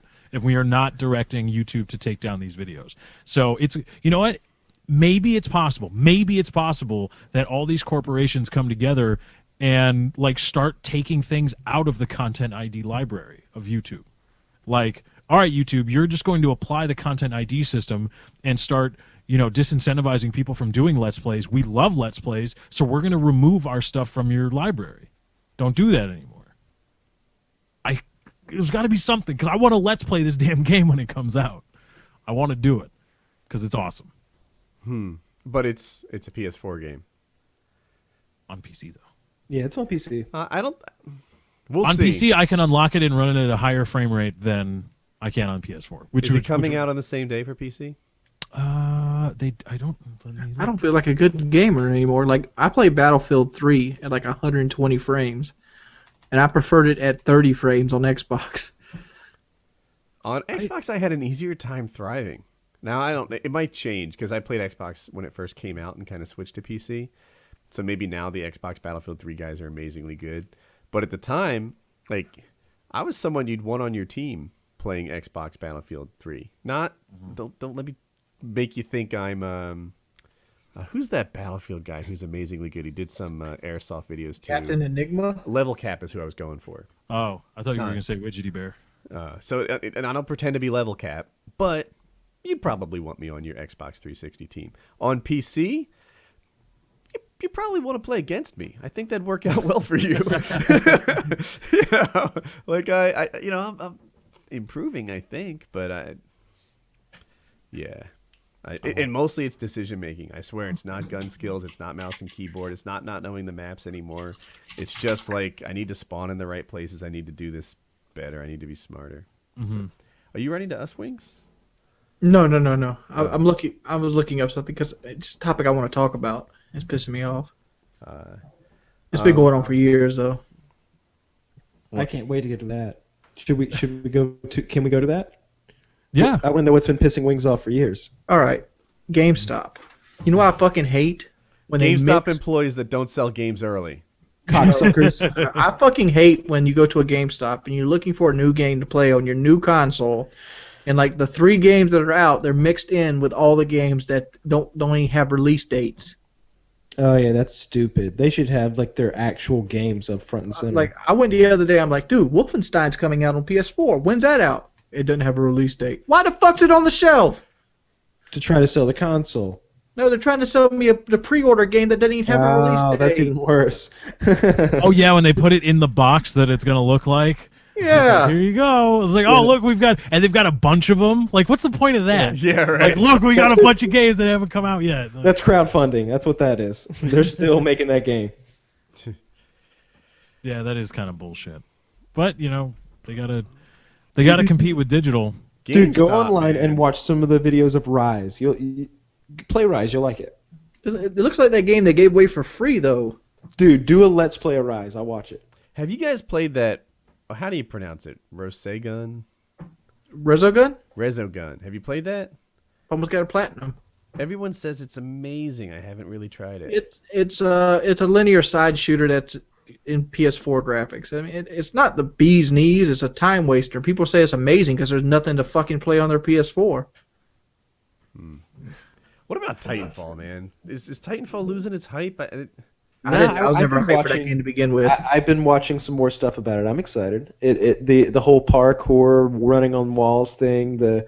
Yeah. I saw a video that was basically like a mockumentary style, commercial for the new robot they had, and they were like, Yes, I saw that too. It was like a trailer, and they're kind for of. Yeah, go ahead. it was like a sales pitch. Like they were Uh-huh. marketing this mech suit, and they were talking about its kill ratio. It's like its kill to death ratio, and like how many times it had been deployed, and what the enemy casualties were, and it was really cool. Can I throw a wrench on this running on the wall stuff? This is the second PK I've heard this. Mm-hmm. Let me tell you what running on the wall is going to equal. You have some experience with wall running. Yeah, Wiggs has an extensive times, parkour obviously. repertoire. But A frog in another life. here's the thing. Here's what's going to equal to. I've never faced a guy in like a FPS genre that could run on walls, but I have faced Spartan soldiers that had jetpacks the entire fucking game, Yep. and it's annoying. But And I'm going to say the running on the wall mechanic is going to be annoying, and the only people who are going to use it are bad players, and they're going to be easy kills. No, running on the wall is going to be badass. It's going to be the agility advantage that you have against mechs, and it's going to balance being just a regular human COD-style person against a freaking mech warrior. But because you're so agile, because of the way you move, me in a mech suit, you running on walls, it's going to be a close fight. You think that, but I can kill juggernauts in COD without dying, and they have 1,000 health to my 100. Yeah, but they're not controlled by Woody. Yeah, if I have a juggernaut and you don't, I like my odds. I don't know. 1v1 me, baby. You, I- me, I- Bond. Let's go. Stream it. Stream it. I'm talking about something completely different. I think you can do. I just see, like, if the agility is that much of an advantage versus the mechs, people will just play the soldier, and you'll see very little mechs. It's balanced because the mechs have the power. The mechs are, you're shooting bullets, I'm shooting rocket launchers. Yeah, but what Let's happens go. when they have a game mode? What happens when you're capturing the flag? It's Well, a mix. that- I would say it's Wings. Me- It would be a mixture of like two mechs. It'd be like a mech and three people versus a mech and three people. It would be something along those lines. We'll see. I don't know. I just see it as someone who's trying to take the shooter thing to the next level, right? Ghosts, same level as we've seen, roughly. I mean, it gets better every year usually, but same level we've seen since 2007. Halo, right? Same thing. Battlefield, same thing. Titanfall, new thing. I'm excited about Titanfall. Yeah. Hopefully it does well. I'd like it to do well just to have like another mainstream FPS. I got a knock. I just on don't see it Titanfall. doing well. You want me to knock it? Yes. Doesn't run on the PlayStation, dude. If you're in the YouTube business, that is, if you're making your living off this stuff, In the gaming business. or gaming business, you're gonna alienate. I'm gonna make up a number. This is a PKA stat right here. You're gonna alienate 2/3 of your subs by playing an Xbox exclusive. Yeah, especially now since the PS4 sells so much better than the Xbox One. Much Are better. the sales that much better? Xbox hasn't announced their official numbers yet, but the They just crossed 2 PlayStation, million, I know that, but I think PlayStation's like at 8. they haven't announced their numbers. I don't know what those numbers are based off of. I know that Xbox beat the PS4 on Black On Friday Black weekend, Friday. But that's because they did better in manufacturing, not because it's the one more people want. If you pay attention on the internet at all, it sure seems like the PlayStation is the one people want. It's just they can't necessarily get it. I want to point this out: the PlayStation is selling better than the Xbox One in smaller marketing. Like it's released in less countries. PlayStation is a much more powerful. It's not even that. I mean, the PlayStation has got a limited release so far, and the Xbox released in what, 13 countries? Did any of you catch the South right, Park 3-episode thing about Xbox versus PlayStation? No. No. They did a Game of Thrones style Black Friday console war trilogy. It was really, really fucking good. Where like half the kids wanted Xboxes, half wanted PlayStations, and they broke off into like a Game of Thrones. They broke off into different groups. It was really good. Yeah, didn't see it. Nobody saw it though. Nope. I don't know. I have no problem with either console selling because the more people that buy these things, the faster new games come to them. So I'm happy with that. All I want is Dead Rising 3. Watching people stream Dead Rising 3, I want to play it, and I want to kill zombies. I want to kill so many zombies that I just want to run around killing zombies. That's all I want to do. I played Dead Rising 2, and I never wanted to play Dead Rising again because it's just a billion fucking zombies in front of you and stupid weapons you make. But that's the point. You go around and kill zombies with crazy shit. That's almost as fun as killing like 30 guys in Call of Duty that aren't looking at you, like on single player. It's like, oh wow. No. I don't know. I didn't play Dead Rising, but I played Assassin's Creed. And me running That around shit sucks too. killing people, my KD ratio in Assassin's Creed was amazing. I'm such an assassin badass. You guys don't know, they call me the assassin.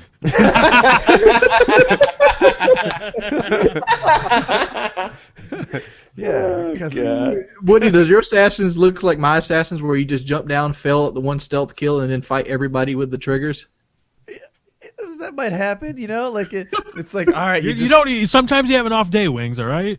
You might drop me into like a 30v1. They all have guns, and I have like a sword or something. I like my odds. Just button mash until they all die. Yeah, there's nothing wrong with I that. feel like I'm playing God of War pretending to be an assassin.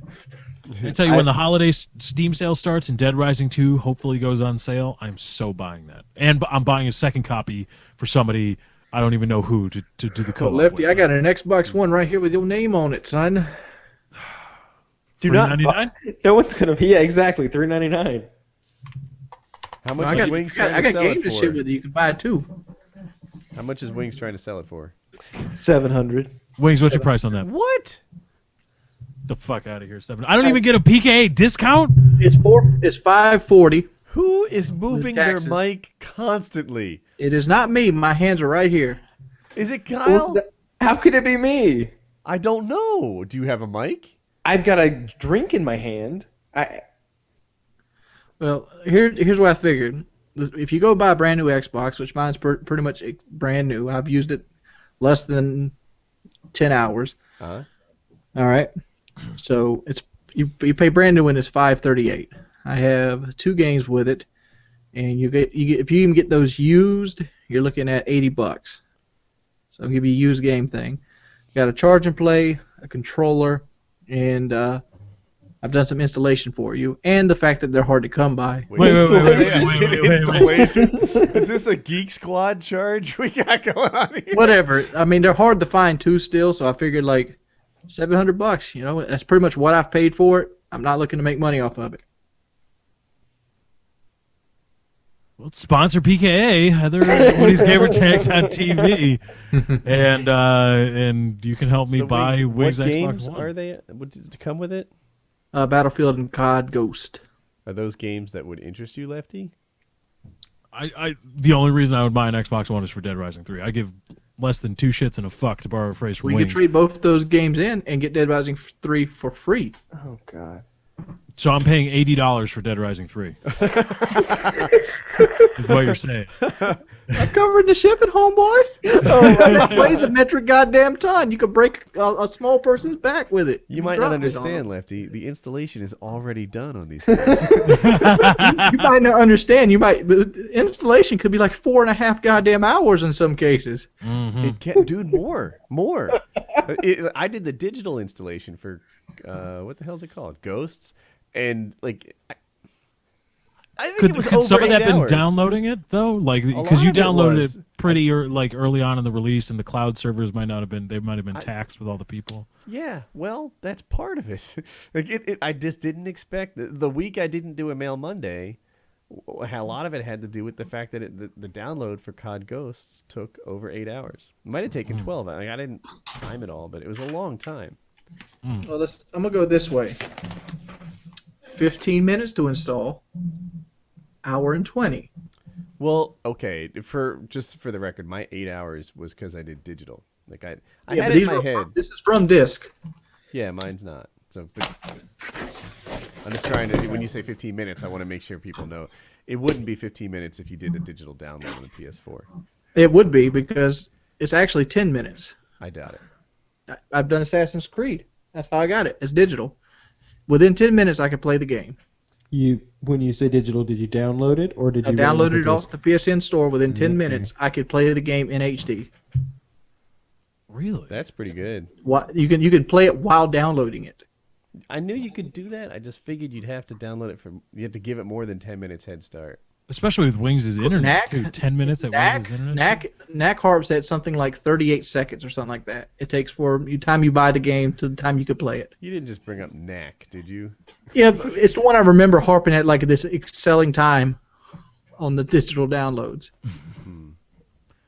It might be 3 minutes. I might be way underdoing it, but it's a very small time. Knack is. Fast. Yeah. I don't know. Yeah. You know what? I like the keyboard and mouse. That's a good thing. I like my monitors and my graphics card. That's a good thing. The Xbox mod though, that's cool. I swear, a lot of the reason that I'm kind of into the PC thing now is I think the environment that I have here. I just don't see gaming on a couch anymore. Mm-hmm. See, I hate gaming in the computer chair. I want to own like an oversized chair in my office so I could play in that. Yeah. Get one of those racing chairs that everybody's getting. With my new AverMedia card I might be buying, and that red button, if it looks wirelessly as it is, I might just get an oversized chair and just press the button on the side of the chair. It's wired though. Mine was wired anyway, unless it changed. But it's a 6-foot wire or something. Not sure if that helps you or not. That doesn't help me. No, you need an extender USB. You can get that. Dude, I hate running extra through extra through extra. Yep. Easy way to get a lot of cables tied up. Dude, my shit's a disaster area. Ask Kyle. Yeah, Kyle had to step out for a sec, but yeah. Yeah, but I'm just saying, like, if you look under my desk, you think there was a fire hazard.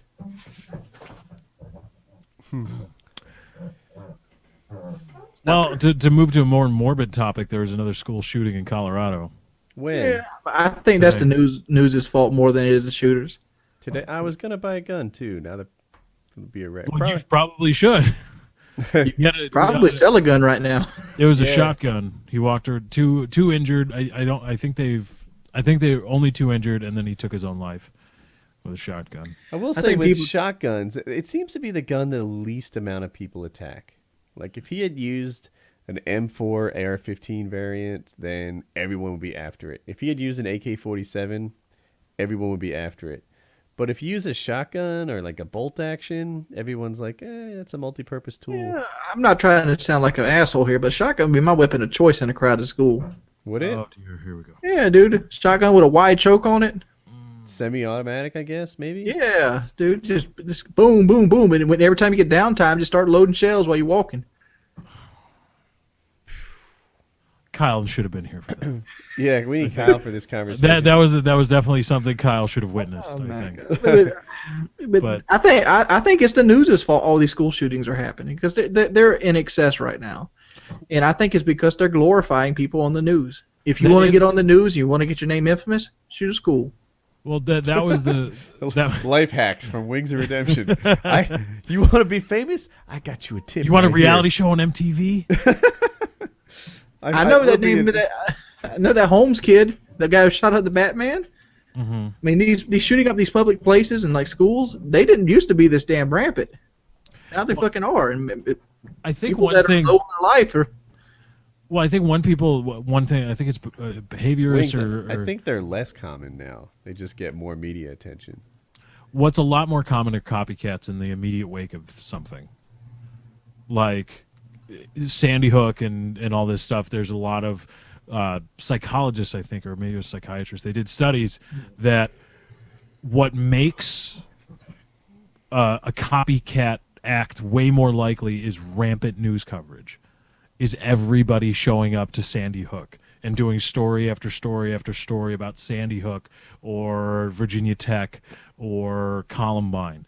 And it just gives people that have legitimate mental issues, it gives them an avenue to be like, oh, well, this is how I, express myself. And that, they've said, that shows a high correlation of rampant news coverage and then copycat style actions afterwards. I don't know. People are going to blame the gun. Like, I seen a stupid argument the other day that Japan has something like 4 gun deaths a year.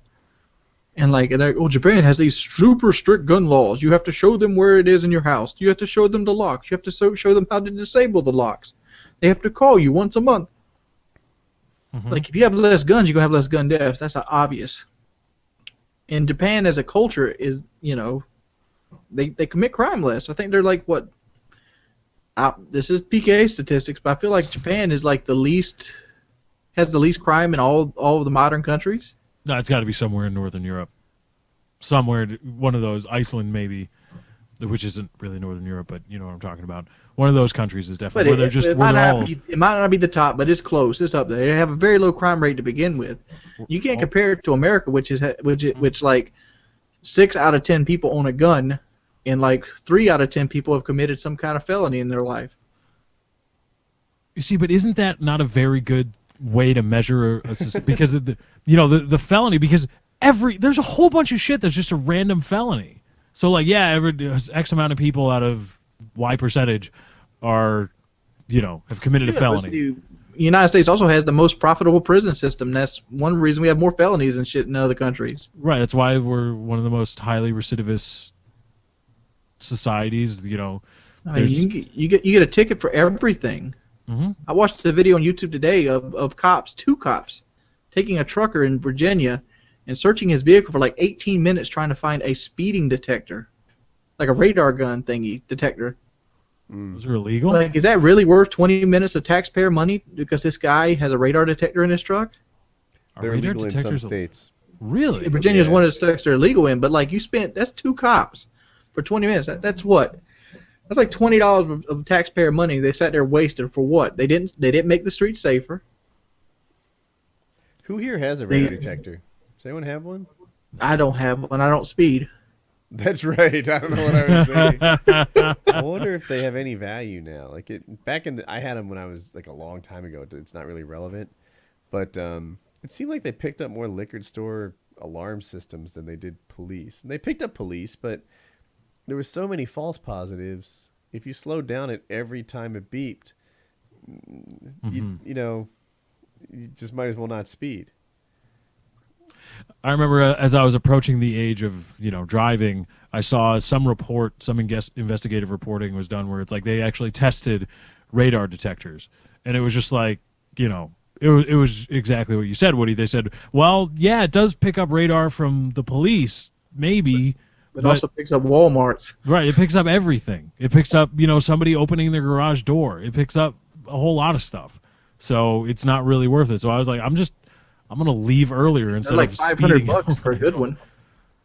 Well, what is a good one, really? I mean, a good one would have to be directional, wouldn't it?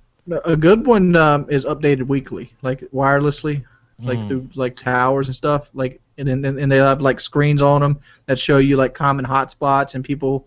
Like other drivers can like I got caught here, so watch out in this area.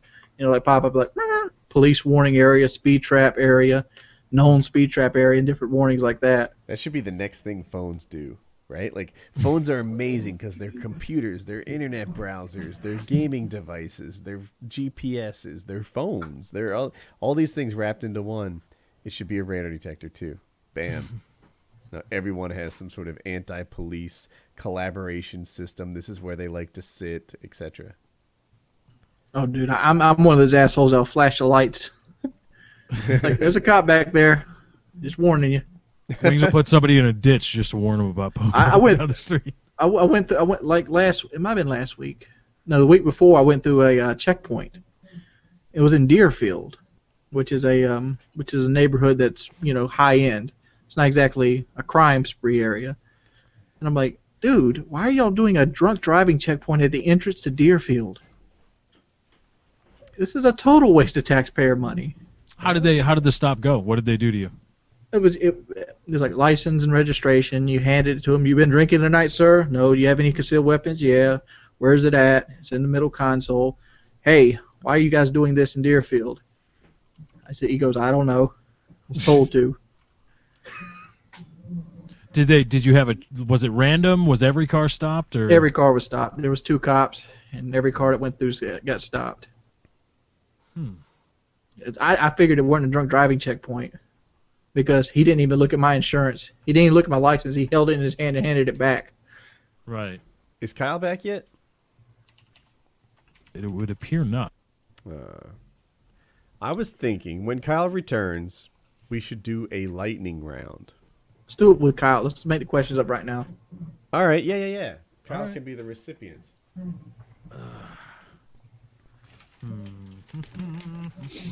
I got my first one already. Oh, that's not fair, Wings. Yeah, he picked the candidate and already he's ahead on the questions. Let me think here.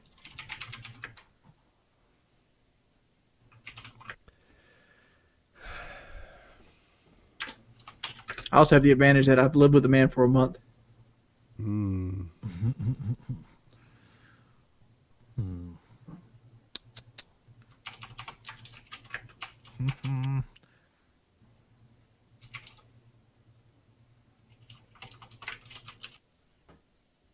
I've got one.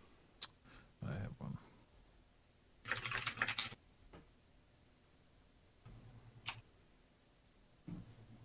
I don't know if I like this one. My second one's kind of personal. I don't know if he'll dig that one. Oh, God. I'm running by you guys since he's not here. Sure. You've been on and off the vape for a while now. What is the reason to return to regular smokes? Ooh. Wow. Cutting him deep. I'm just saying, like the vaporizer is supposed to be like this thing that, helps you get off smoking, but most people just bounce back and forth on and off it.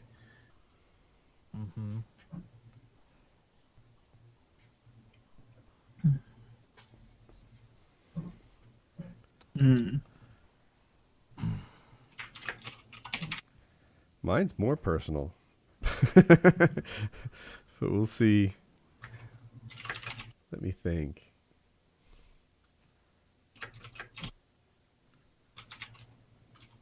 I'm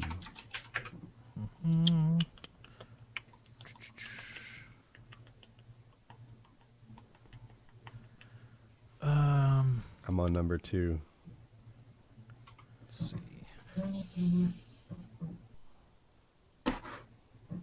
Kyle's kind of hard because you want to ask him questions about his alternate life of being a Playboy millionaire. Mm-hmm.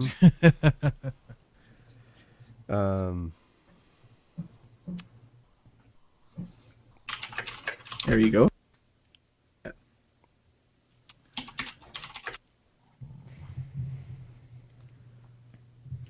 I feel like I came back in the middle of a game. Kyle, we're doing lightning round, and we're going to ask you the questions. Oh, goodness. I'm at 2. I'm just finishing up number 3. Wow, everybody turned on me. I just went to go pee. That was a while. We all know there was poo involved. No, I got carried away, and I was You got talking. carried away? So what else did you do? I know. Well, I got sidetracked. Surprise orgy.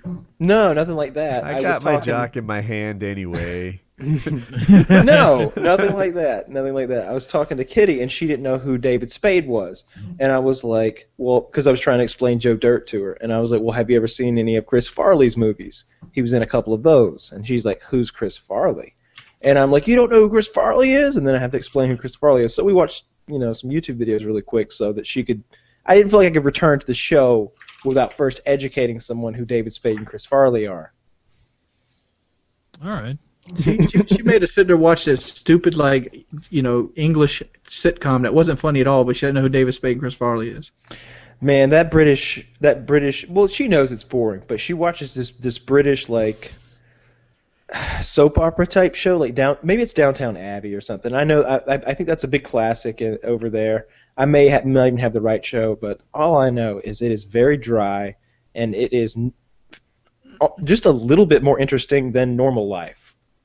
If you can imagine that. It's like they made a drama about some pretty normal lives, and you just watch them pay bills and be mad at each other. It's pretty much my grandmother without the drug dealing and the shooting. Yeah, Wings House is much more interesting than that show.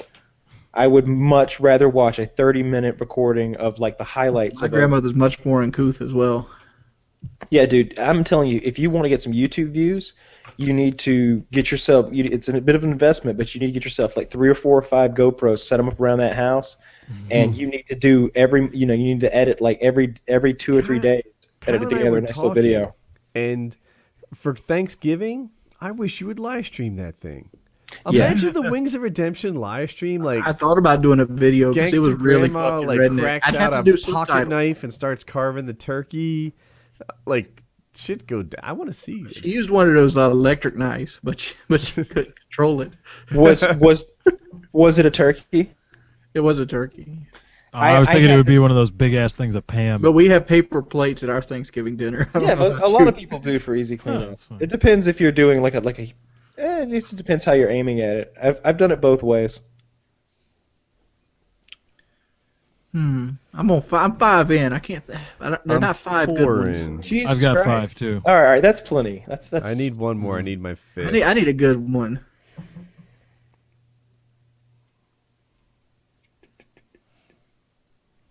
You're on highway to the danger zone. I'm just looking at Lefty when I sing that, by the way.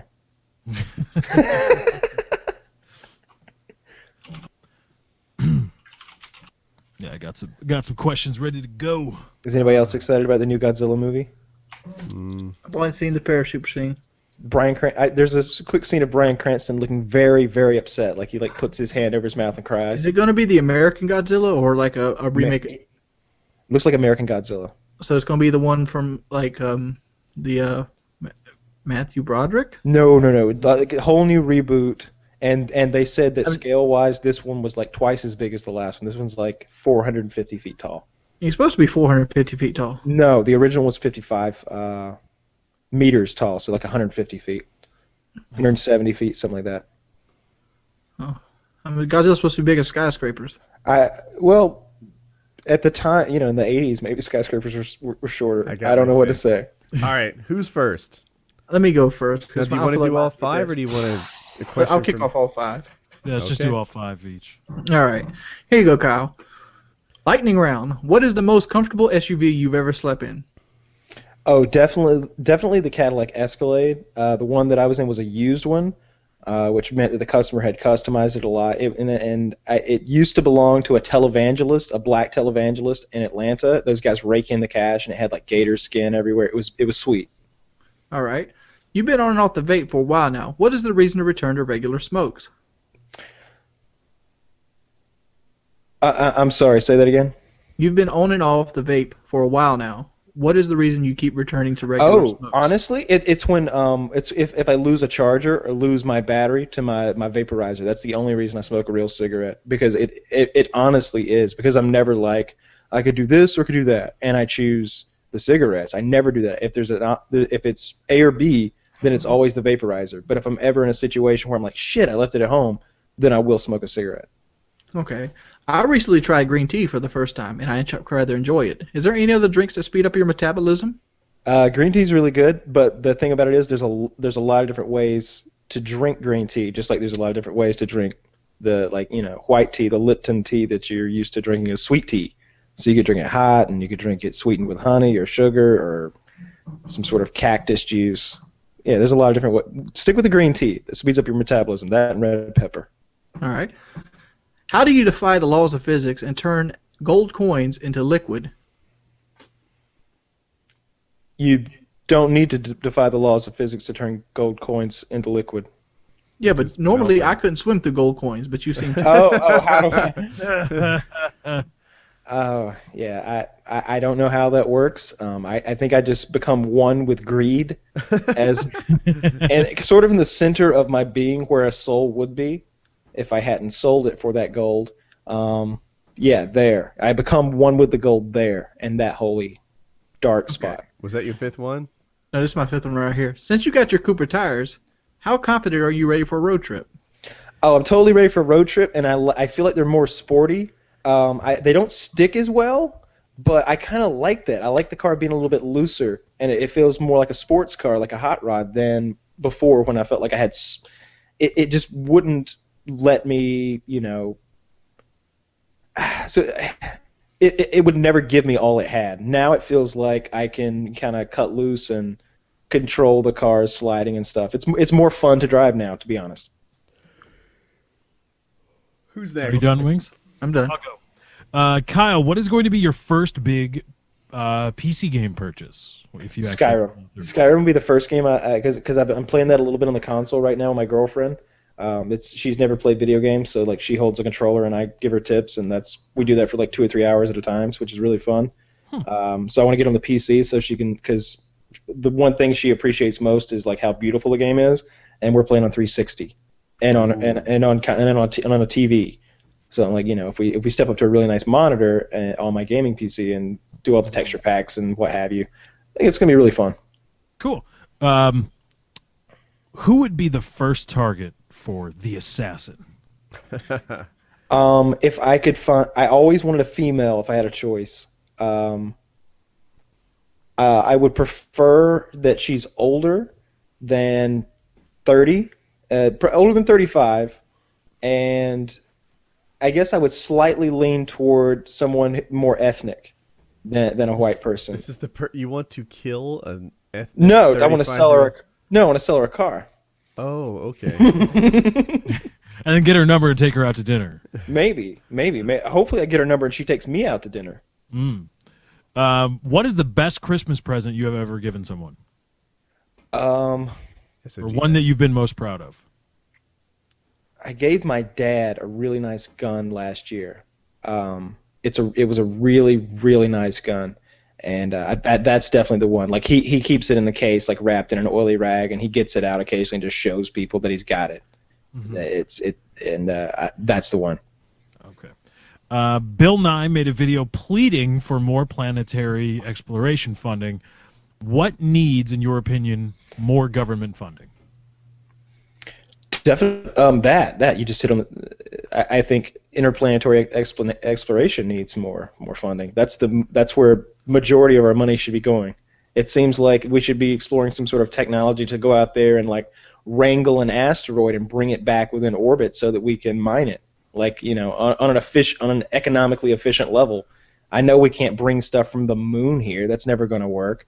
It wouldn't matter if it was pure gold. It still wouldn't make sense monetarily. But maybe if you could get an asteroid made out of diamonds within orbit, or made out of some other rare earth material that we need.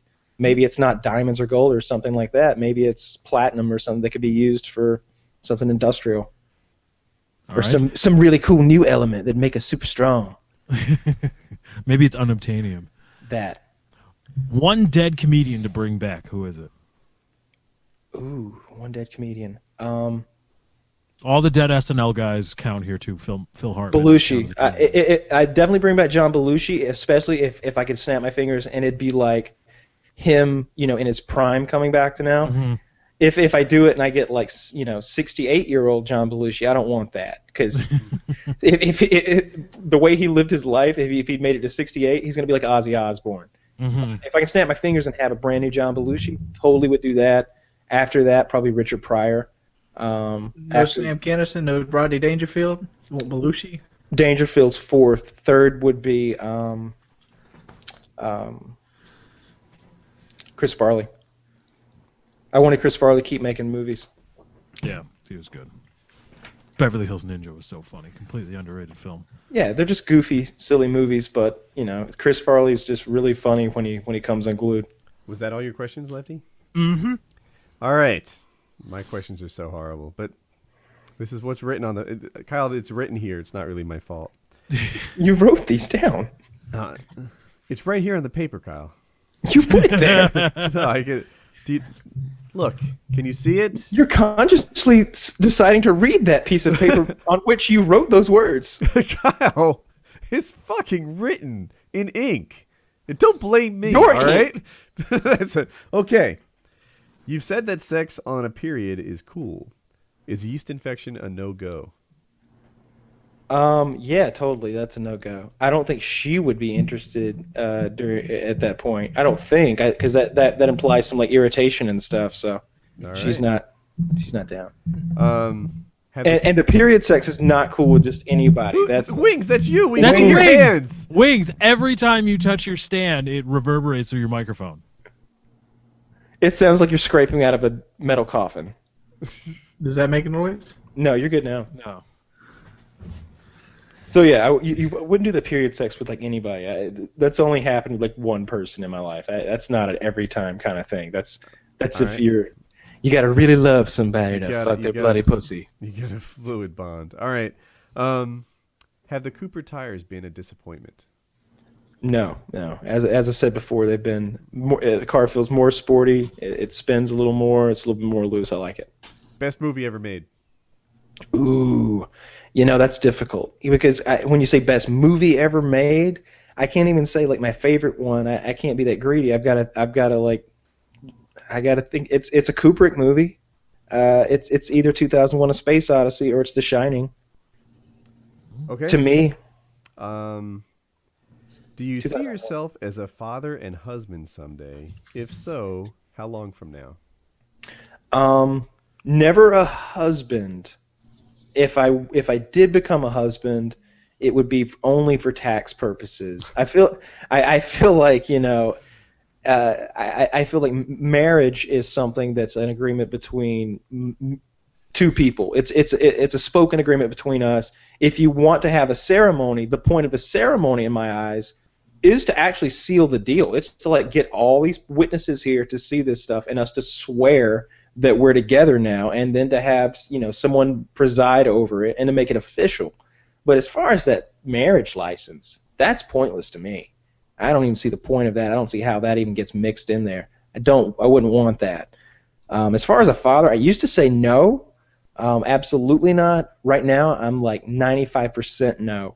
And the 5% honestly came from hanging out at your house for a couple of days and hanging out with Colin. This is my last question. Name one thing that you really, really don't want your mom to know about. Let's see.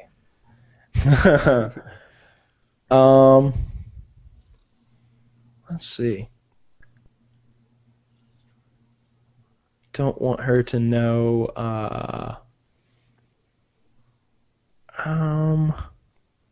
Shit. There's so much. Yeah, I'm trying to think of something normal. I don't want her to know that time I peed in her sink because I really had to go. Let's see. I guess she doesn't need to know, some of the things I say here, for example. There you go. She doesn't need to know the sorts of things that I happen to say sometimes on here. And some of those things that end up in the quote-unquote Kyle's Best Moments album on somebody's YouTube channel. And stuff like that she doesn't need to know about. Because that's me trying to be entertaining. My mom watches Painkiller already now. Wow, that's a damn shame. She watches Painkiller and she complains that I don't put myself on the big screen often enough. She says PK needs more Woody. Yeah, she might be biased. That's hilarious. Just a little bit. Yeah. I think that was a pretty good lightning round. There you go. It is. You guys want a new topic? Sure. Yeah. All right. Well, A company is talking about terraforming Mars, and they're taking donors and lists. Well, they're taking a list of people that are willing to go, volunteers, and they basically running through the cycles. Are they fit enough to do this? Would you be on that first cycle to go to Mars? First, no. Okay, so here's the deal. I will go if I can bring one person with me. I don't think I know anybody who would actually come, but I'm going to send some invites out. Put it on Facebook. You'll find someone. Yeah, I'll find somebody Who's to come in? with me. Yeah, I'll find somebody. And also, I heard there's some new rocket technology that instead of like months, they're talking about 27 days or something, some sort of plasma rocket technology. They were talking about like a month-long trip to get to Mars now. So it's not this whole like Yeah. 6 months lifetime. there, 8 months back, and Or even longer. Like, I mean, 2.5 years there. yeah, something insane like that. Like none of that. Like if you could do it like a month isn't bad. I mean, it's really not. The You're fastest going to fucking so Mars. far is 151 days. Yeah, well, like I said, I was talking about this new plasma technology. We're that far away from doing it anyway, I would think. But yeah, I'd go. If I'll tell you what, I would definitely go. Like no questions asked. If they'd let me be the first one to step on Mars, totally down for that. Totally down for that Neil Armstrong type recognition. That'd be cool. Do it. I'm interested in it, right? There's an adventurer in me that's willing to freaking risk life and just go for that. But dude, people depend on me here. What if we put a space annuity together? And if Woody should be lost on the red planet of Mars, a sum of $3.5 million will be sent to his account.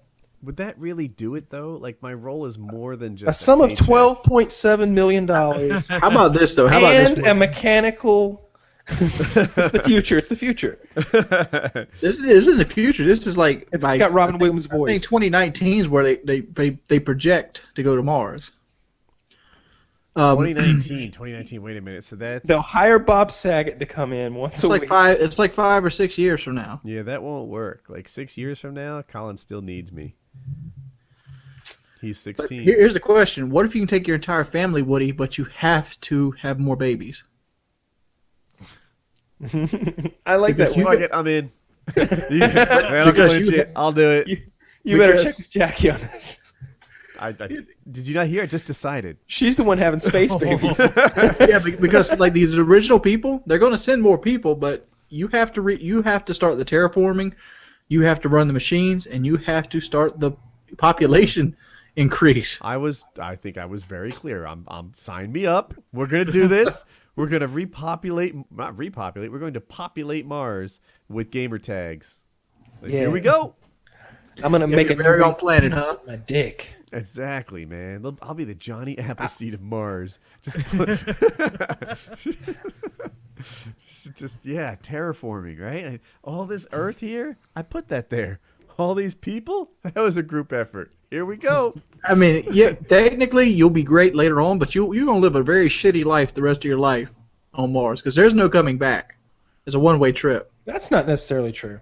Well, not for a while. Like they're not gonna be like, oh, here's a ship. Hope you have enough jet fuel on Mars to send it back. Come on. There's got to be some signals in Mars. All I need to be happy is some decent HVAC and Netflix. You can't get an internet signal on Mars. What's that? You won't get an internet signal from Mars. Yeah, You can't. It would be 45. The ping would be huge. Yeah, 6 minutes. Yeah. So gaming's an issue. Actually, so Cisco did the routers for the Mars rover, and I was in this company meeting and they were telling us about it. They're like, there's something called a time to live on the packet. If the packet doesn't arrive by this time, you resend it.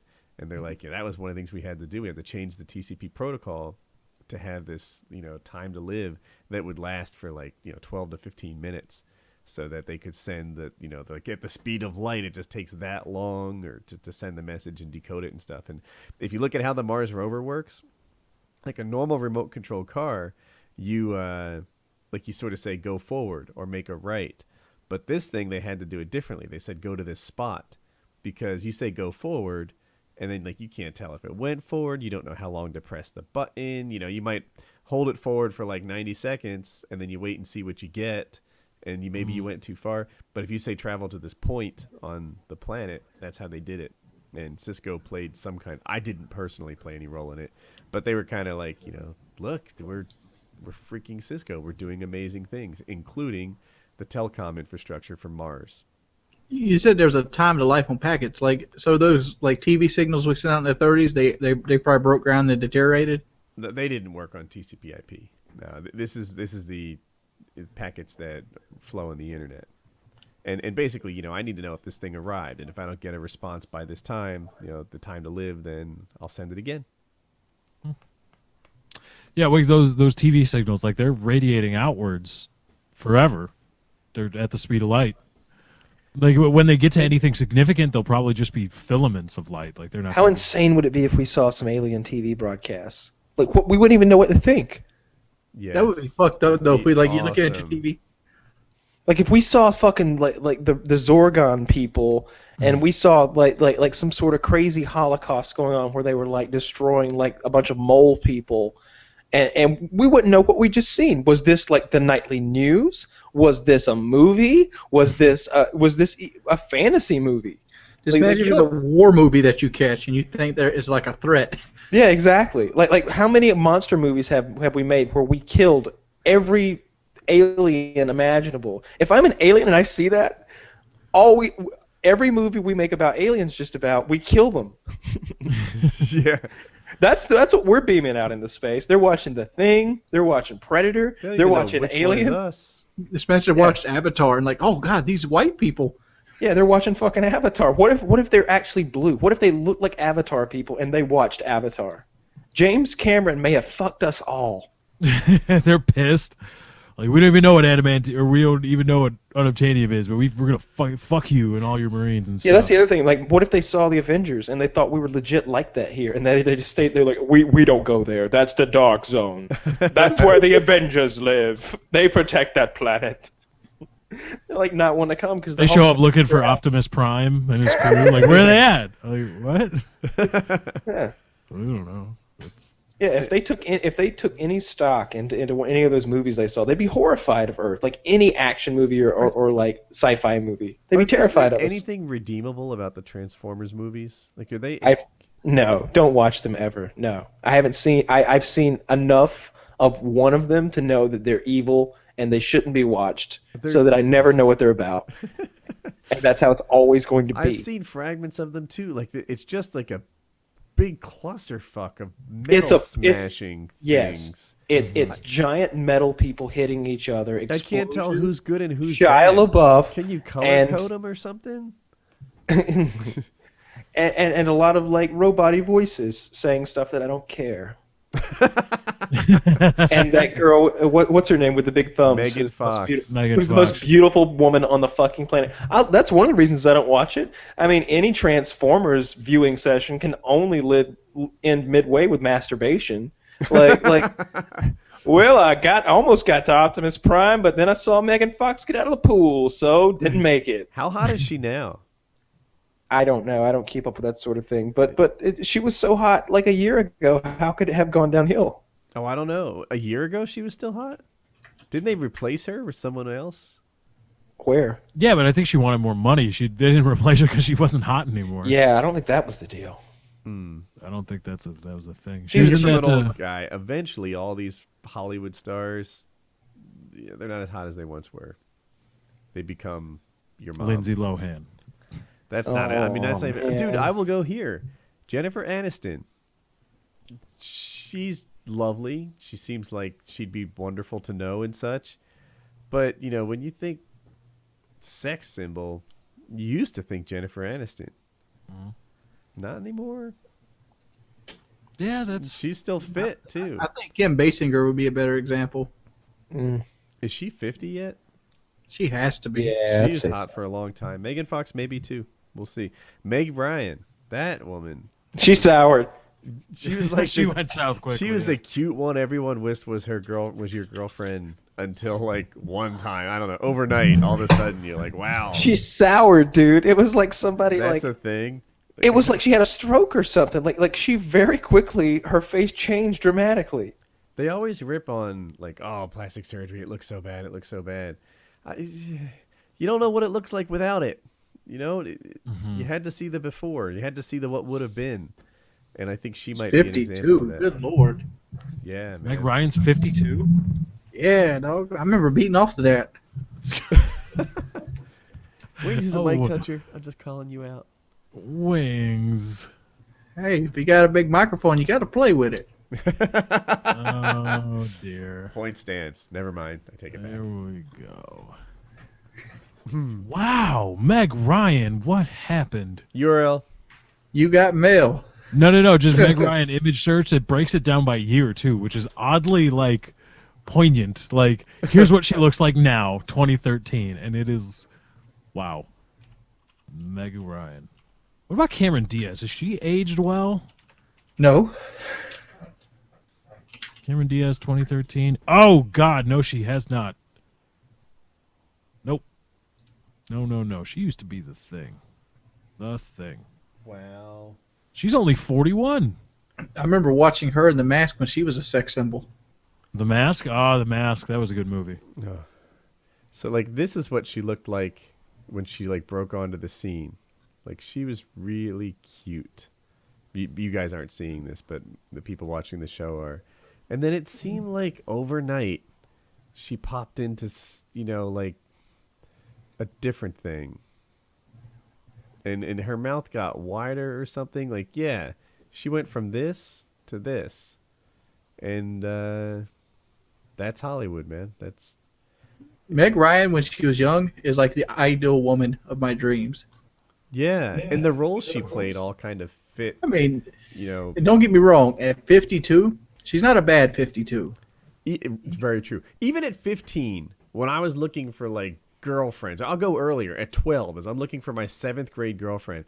I would look for people who were pretty much wife material, right? It was just what I was looking for. I called it girlfriend material at the time, right? I wasn't thinking of marrying these people at 12, but I didn't just look for someone who would be, I don't know, like good enough. It was like, this is someone who I need to engage in at every level. That's what I looked for in girlfriends since the start. And Meg Ryan was like that person. Like Meg Ryan, somehow you're just like, yeah, she's awesome. And then it was like overnight, she did what happens to everyone eventually. She got old.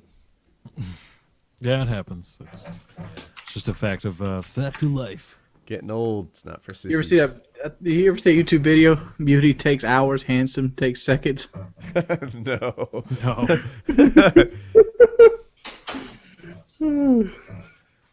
It's a good What was video. the premise of it?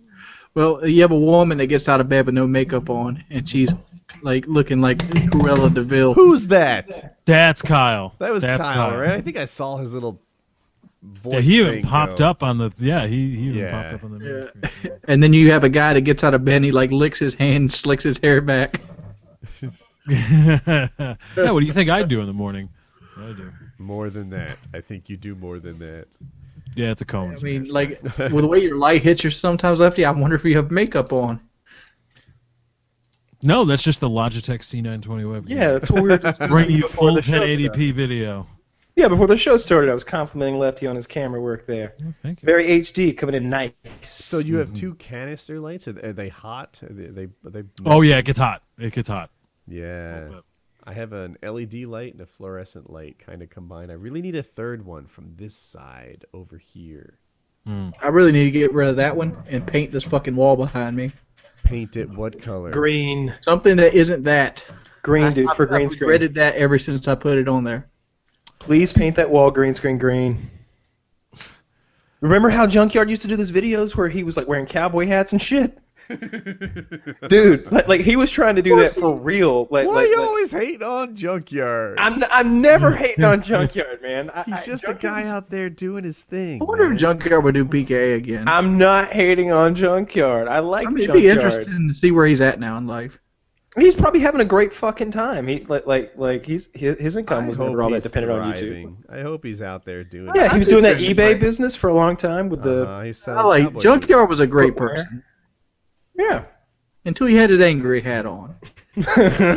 We brought that out. We did that. But who doesn't have an angry hat they put on now and then? Should we tell that story? Because I doubt me. I don't know it. I'd Lefty like to doesn't know even it, know what we're actually. talking about. Yeah. Okay, so here's what happened. All right. Oh my God, I'm embarrassed of this story.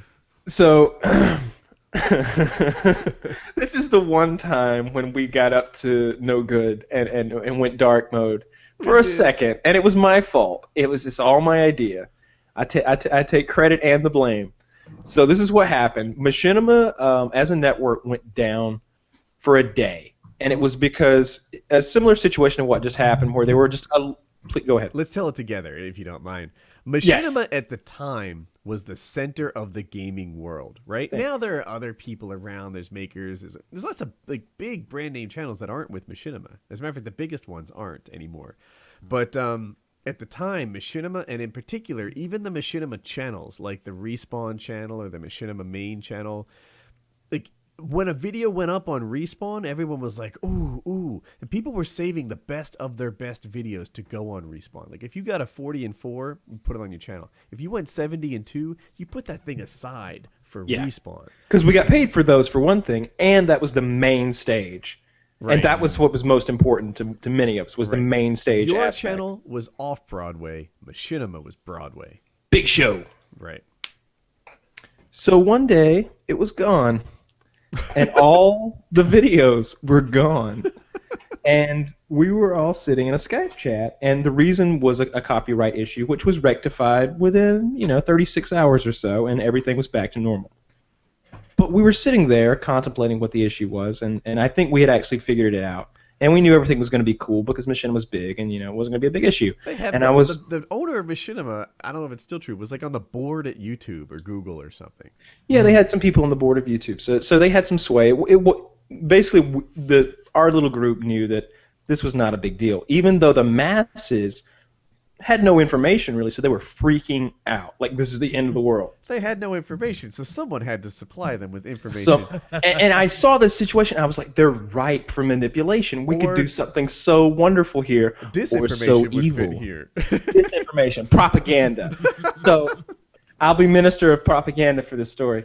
So, so I said, we need to blame it on somebody. I was like, who can we blame it on? I was like, Junkyard.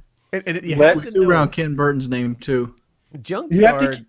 There was a lot of jealousy toward Junkyard at the time because everybody wanted to be on the main stage. I know Wings of Redemption in particular would have like 3 months worth of video. Used to give your videos to them via Dropbox. Mm-hmm. He'd have all these videos sitting in his Dropbox, just waiting every day, thirsting and hoping that his video would get on the main stage.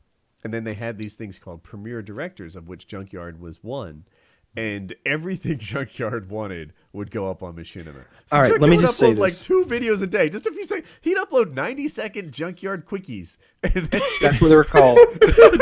Let me describe a Junkyard quickie. It's Black Ops 1. It was Modern Warfare 2. And Black Ops 1, but yeah. The one I saw was Black Ops 1. This is when it got really bad. Black Ops 1, and it was a sabotage game. And as you know, you Always. just basically... Yeah, so, sabotage, you can have 10-second games almost. They're really short. If it's a small map, you grab the bomb, plant it, the bomb goes off, game fucking over. That would be the game. His character would not be the one who planted the bomb, defended the bomb, or in some instances get more than 1 or 2 kills.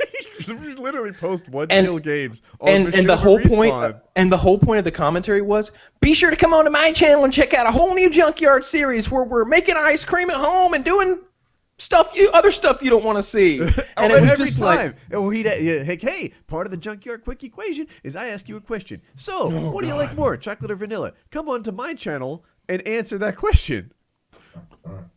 Every time. 90-second videos. And here we all were. Like, we've got our best stuff sitting in this folder waiting on, someone who doesn't need to be named to, grab it, to just reach in there and grab it. And you'd Skype this guy, and you'd be like, hey, man, that's a 55... Let me just say this. I can't... 2 of the videos that I put in those boxes, just those 2 amounted to about 5 million views in the long run. And they sat in that box for a month and a half, and that was the last time I really looked in that box or cared where that box was or who was attached to that box. I was like, they don't know what they're doing. That's just poor decision making. 5 million view videos, but these Junkyard quickies would go up Junkyard quickies same would day, go up, every left and day, right. same day, roll it in. Blowing up, getting 10,000 views. So it's not that we didn't, and none of that is to the fault of Junkyard. He's not doing anything wrong. That's just what he does. Those are his videos. It's just that we don't feel that they should be there. We were jealous. We were jealous. We really were.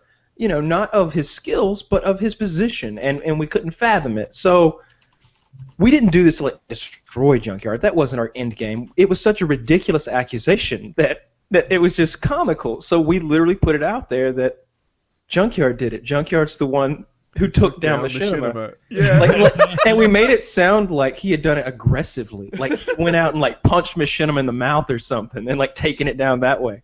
And he immediately made a rash decision from all the, Wait, didn't X-Jaws call his house? Did we leave that out? Was that intentional? X-Jaws did call his house. Oh, God. X-Jaws called his house playing the role of an angry fan.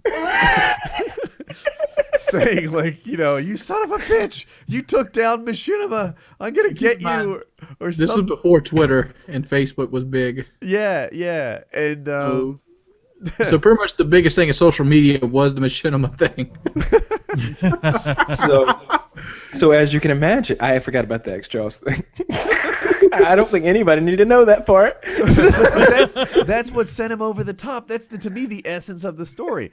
I didn't know that. Yeah, no, it was because he was getting comments on his videos and stuff, but it wasn't until someone called him and complained. And so he rashly makes a video. Tried to get his daughter's name too. I don't know about all that, but he quickly and rashly made a video of his anger, and it was comical. So and by the way, Junkyard always wears a hat, right? He wore this what I think of this Irish flat hat. Is there a name for that people know? No, he had the one with the long bill on, almost like the Sandlot kid. No, that's the angry hat. You're thinking of the angry hat. No, I'm thinking of the everyday hat, which was the everyday hat he wore was it was I think of it as a Scottish golf cap or something. It looks like an old man thing. Yeah, and he just wore that all the time, and that was part of so what the top of his head looked like. He just constantly wore a hat. But then he made a rash video out there, and he just went nuts. He was like, "What the fuck? You people are all blaming me." Yeah, he was dropping F-bombs and it added a little something to it because it was really out of character for him, right? Mm-hmm. Like he was always super upbeat, and, Mr. Rogers. Mr. Rogers almost, and every time he got a kill in Call of Duty, he'd say "Booyah!" right? And he's just, and he'd just be doing his commentary. Yeah, guys, I'm really happy, and things are going fantastic, and this and that, and "Booyah, booyah, booyah!" And then he'd get triple kill or something, and he'd do his thing. But it was always so upbeat and always so positive, and that was the kind of vibe he had while he was commentating. That to see him go angry and dark like that was in stark contrast to what you expected from Junkyard. And then somebody went and took a bunch of his videos and made a montage where they cut it together and made it look insane. It's called, for the record, that person was not me. No, I don't know who did that. But it is among the most hilarious videos on YouTube to me. Because I know the whole story. And if you go to youtube.com/JDReed007, you can watch that video. Or I could link you gentlemen in the chat right now. Sure. I'll watch this. So what you have here is apparently they compiled together many of his videos. They must have downloaded 30 of them. And they put together a quick little montage. I cannot show this. I'm going to get copyright. No, you can't show this. It. You'll have to go. Oh, yeah, you guys should be watching along with us right now. Couple college I can't watch with the audio on because we're. That's a damn shame. Okay. I'll have to watch it after the show. Yeah. It's quite funny because they mashed together his regular Mr. Rogers-esque videos where he's very nice and cordial. And I'm sure that's exactly how he conducts himself 99.999% of the time.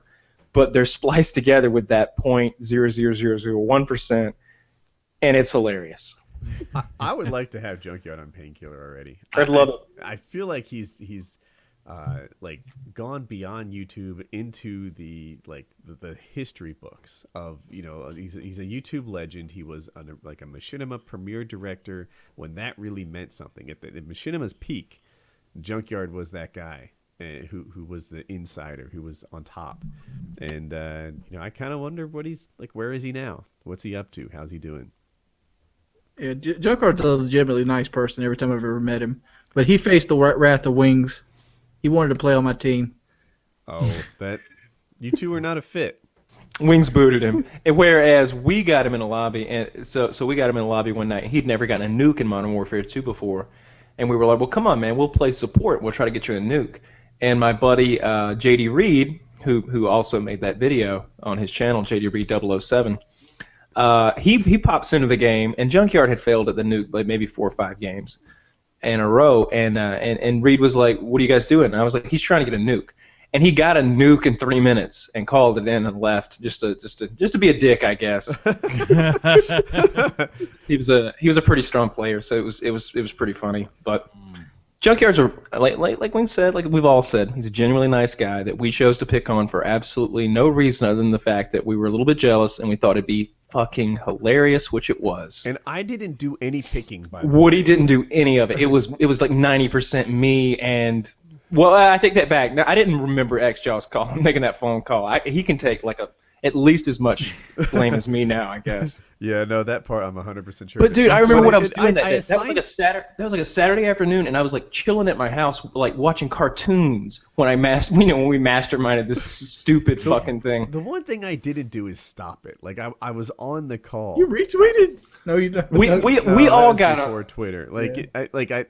I didn't say, "Hey guys, let's come to our senses. This is mean." I kind of just but aren't you glad you didn't? Because we have this to talk about now. I guess, and I wasn't the me of that time either, right? Like I was probably the smallest YouTuber on the phone call and stuff. Like I didn't really have any stature to shut it all down, but whatever. I knew it was happening, and I didn't stop it. It was hilarious, and it wasn't like a really direct attack, like a mean, vicious thing. It was just like, we might as well accuse him of like assassinating Nelson Mandela. It's that sort of thing. It's like insane, but the younger crowd like latched onto it because there were like the 4 or 5 of us, and I think a couple other YouTubers who were moderately sized at the time went along with it too. Like X-Jaw's got a few of his friends involved, and so did I. There were a lot of people on the call. I can't name them all, but I'll say there were 8 or so in total. Does that sound about right? It was a fucking Legion of Doom back in those days, man. Yeah, man. Do you remember there used to be like 30-person Skype calls all the time? Oh yeah, you'd have the British guys in there like Sam and Trout. And Pyro Puncher, he was in it. Pyro Puncher! Every time anybody ate potato chips into their mic, Pyro Puncher would blame Wings.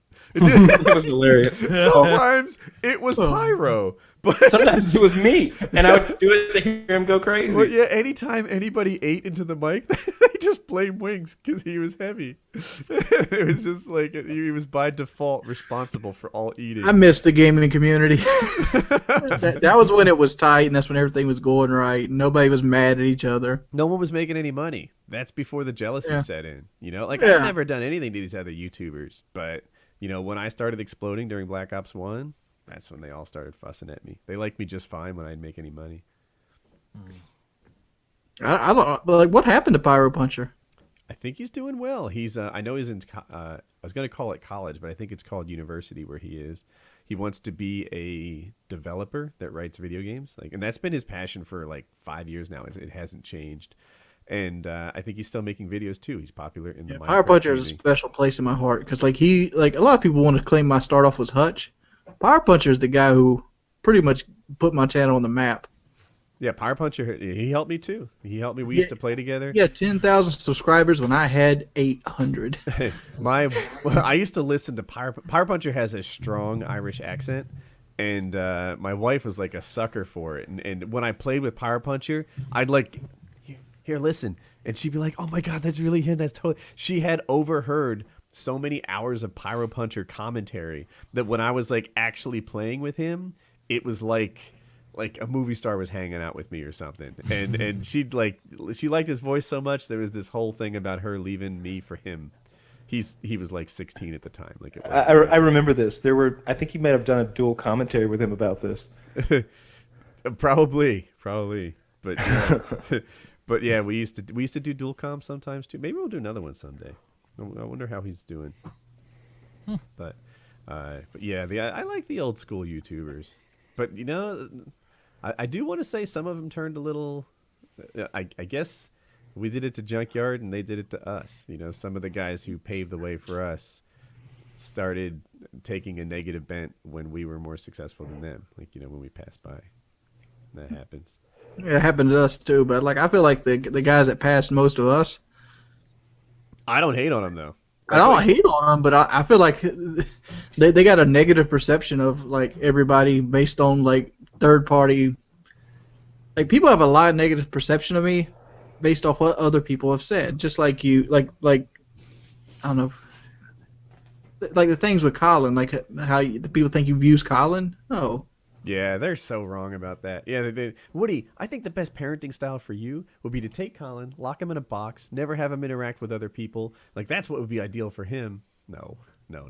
But Colin's getting so much out of hanging out, like, with my friends on the live stream. He's looking forward to it every day. He's happy, and his progress and his speech has improved. And, you know, it's been fantastic for him.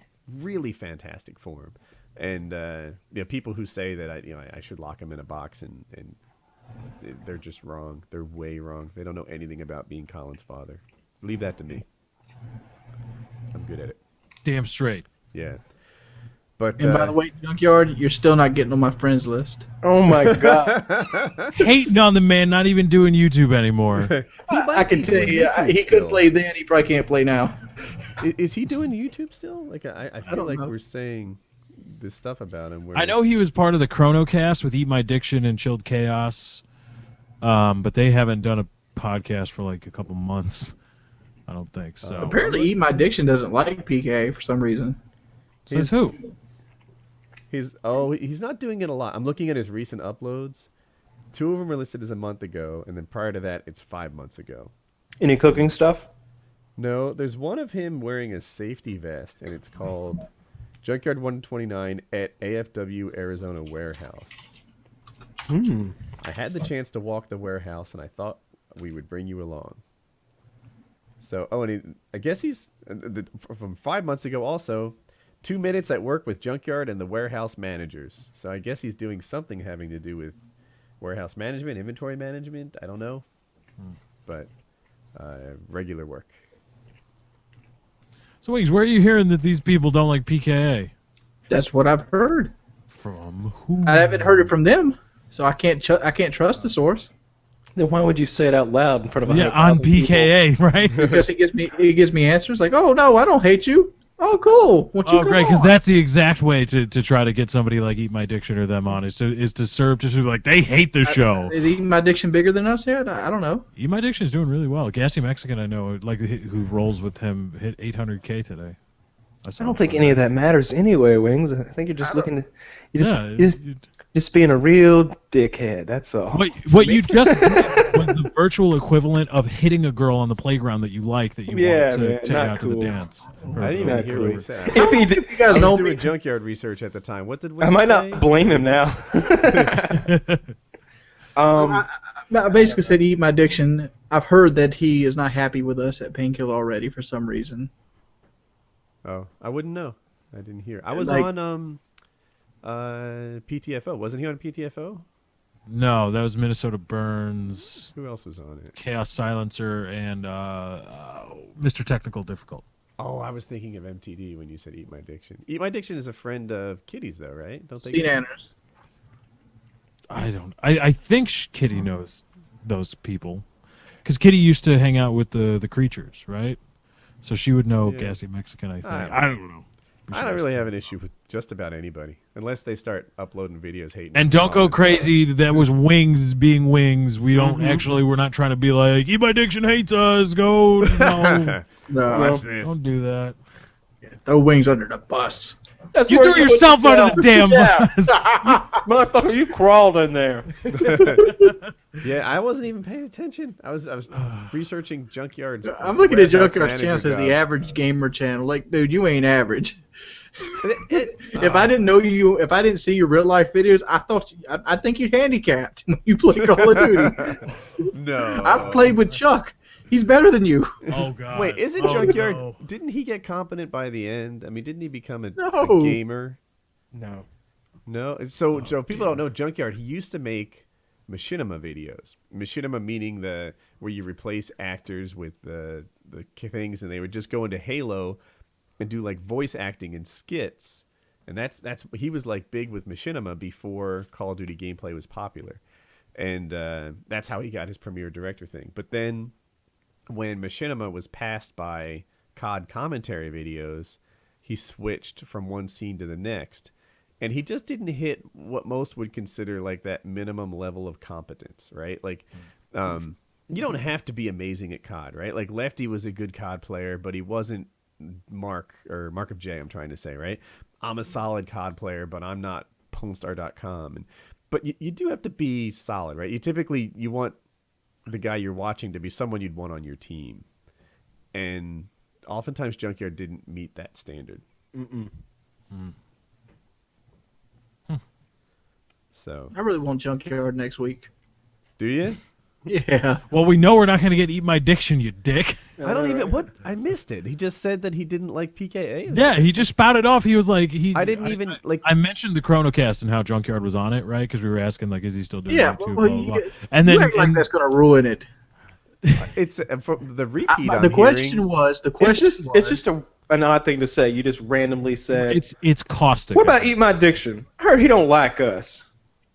And then you made it so evil though. Like he may have put words in his mouth, but you guys make it sound like he called him a I don't know. a Yeah, kangaroo like I ran humper. with it. Yeah. What about Eat My Diction? I heard that guy has sex with kangaroos. Just throwing it out there. That's worse than what I said, and I don't even have that hard Southern accent like he put with it. Yeah, I'm just saying, like it wasn't like he said anything wacky. It's easy to delve into the Southern drawings. I can understand that better than anyone. Let me go ahead and speak like this without my Southern drawl. I don't know. I hate that voice so much. You do that. That's the. I don't know why you do that accent. That's terrible. That's the Wings being professional accent. I know it's the worst. Well, guys, this is what we got to do today. We're gonna go and camp some more. We're gonna be pretty shitty. It's great. Junkyard did a video of like a dog playing with a toy. That's a video I'd do. Don't knock his videos. Stop going through the. Like, just stop. Junkyard knocking. made a cooking video that was so good I made it. Did you? Yeah, they were hot wings. They were really good. I didn't know how to make hot wings before that, honestly. I'm hungry right now. I've had very little to eat today. I just ate an entire large 3-meat pizza, like as I sat here. That's why I sounded like I had my mouth full a moment ago. I lost 3 pounds while doing it. I drank 3 cherry cokes while doing it. My metabolism is like crazy fast right now. I'm hungry. I don't know what I'll eat. I know what I had for dinner. What'd you have for dinner? Oh, can I get a weight loss gain update? I'm at 405 or 406, somewhere in that ballpark. It's fluctuating. So you had hit 411 last week. I hit 415. Okay, and now so you're back down 10. I'm down 10, and I start my physical trainer next week. So I'm hoping to be under 400 by next PKA. That's my goal. Well, best of luck to you. Good job. Because I feel like I'm just doing the eating things and like drinking like green tea. I drink a lot of green tea. Like I do this stuff. Is there any sugar in the green tea? There's a little bit. It's like 70 calories for like. Like the 40 whole, ounces. like you get a gallon of it, it's like 450, 500 calories for a gallon. It takes me like 4 days to drink it. Yeah, it's. You know what's good is hot green tea. It's good. Yeah, definitely. And you can put Earl Grey tea. I had some. You can be like Captain. You drink Picard. water plain, the water gets tiring quick. So I've been making like Crystal Light. And I've been doing green tea and drinking water. I drink water all day long, but sometimes I'll slip and have some sort of sugar drink, like grape juice or something, with meals. Yeah, but if there's like a freestyle machine there, I'm not getting water. I want that. I went to the Coca-Cola Museum. Have any of you ever been to this place? No. In Atlanta, at the home of Coca-Cola, in the Coca-Cola Museum, they have a tasting room, and you go in there, and they have the Coca-Cola sodas from all around the world, and they're these bizarre colas, and you just got like an unlimited amount of tasting cups, and you just taste like 70 different colas or something. Or not colas, but sodas. Like Do they still have Coke 2? Do they have that around? No, they don't. But they did have chocolate covered cherry Coke and gingerbread Coke. It was okay. Remember And they made us Coke? sit through a new cartoon that looked like a Pixar animated film about the Coca-Cola polar bears. Okay. Yeah, it's an interesting experience. We paid $35 and then we got marketed to for about an hour. I gotta ask. Do any of you guys even keep up with the PKA subreddit? Yeah. Like, I've kind of fell out of it since they started, alienating me. I read it about 2 or 3 times a day. Wings, that is just constructive criticism. They just want the best for you. I don't think they understand what the best is. I'm just teasing. That's what they say with me all the time. Yeah.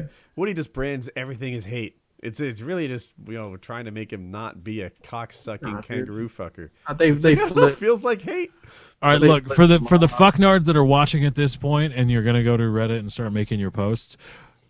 We're not being literal when we say, you're all fucknards and all your constructive criticism is bullshit. But you gotta understand that a lot of you don't really know how to be constructive and critique somebody. You don't really know what constructive criticism is. Some of you are just assholes with what you say, and then you expect to be protected by the whole constructive criticism thing. And that's not how it works. Okay? It's not. Yeah, I'll be honest. We've had a discussion like this off the air before, and basically what I said is, yeah, guys, I read that thing 2 or 3 times a day, and they're really harsh on all 3 of you at times, and it's unfair. And I don't know why they all like me so much, but I apologize for it.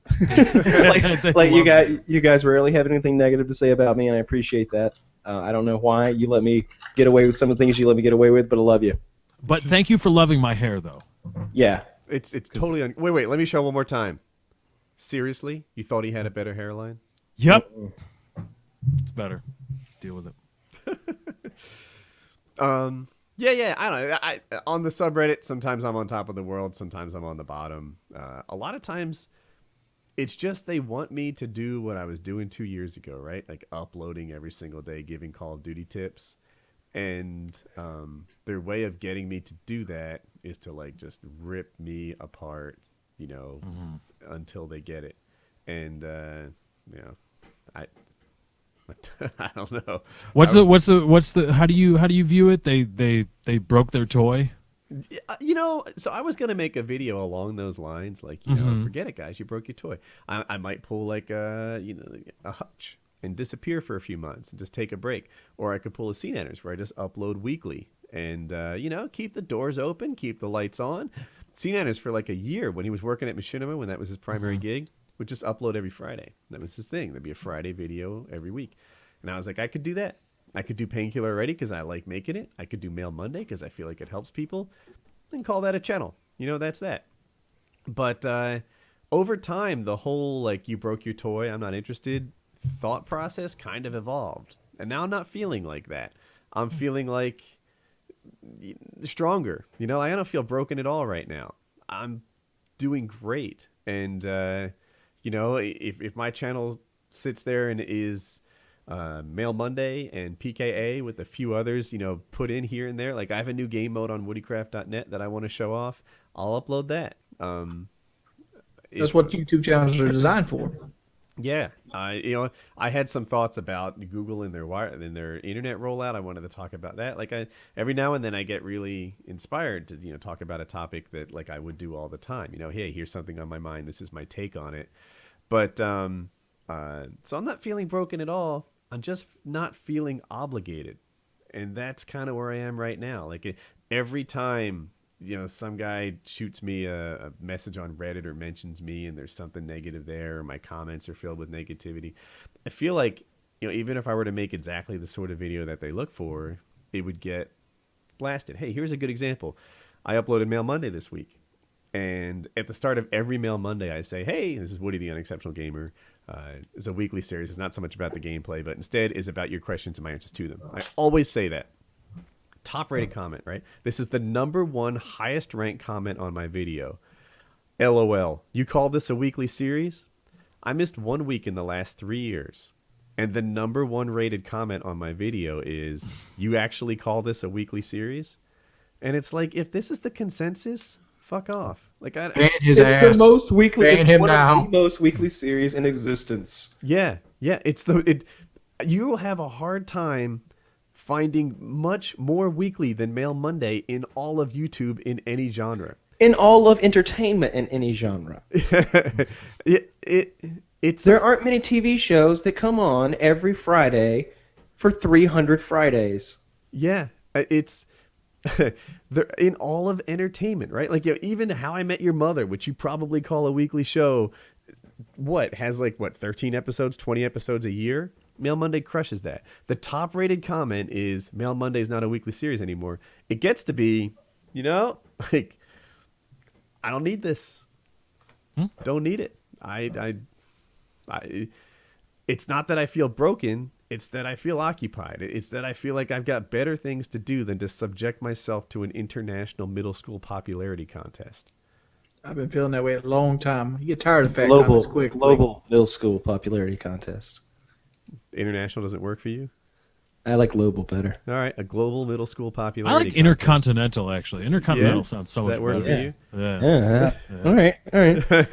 And people, oh, Woody, your channel, you lost 10 subs today. Oh no.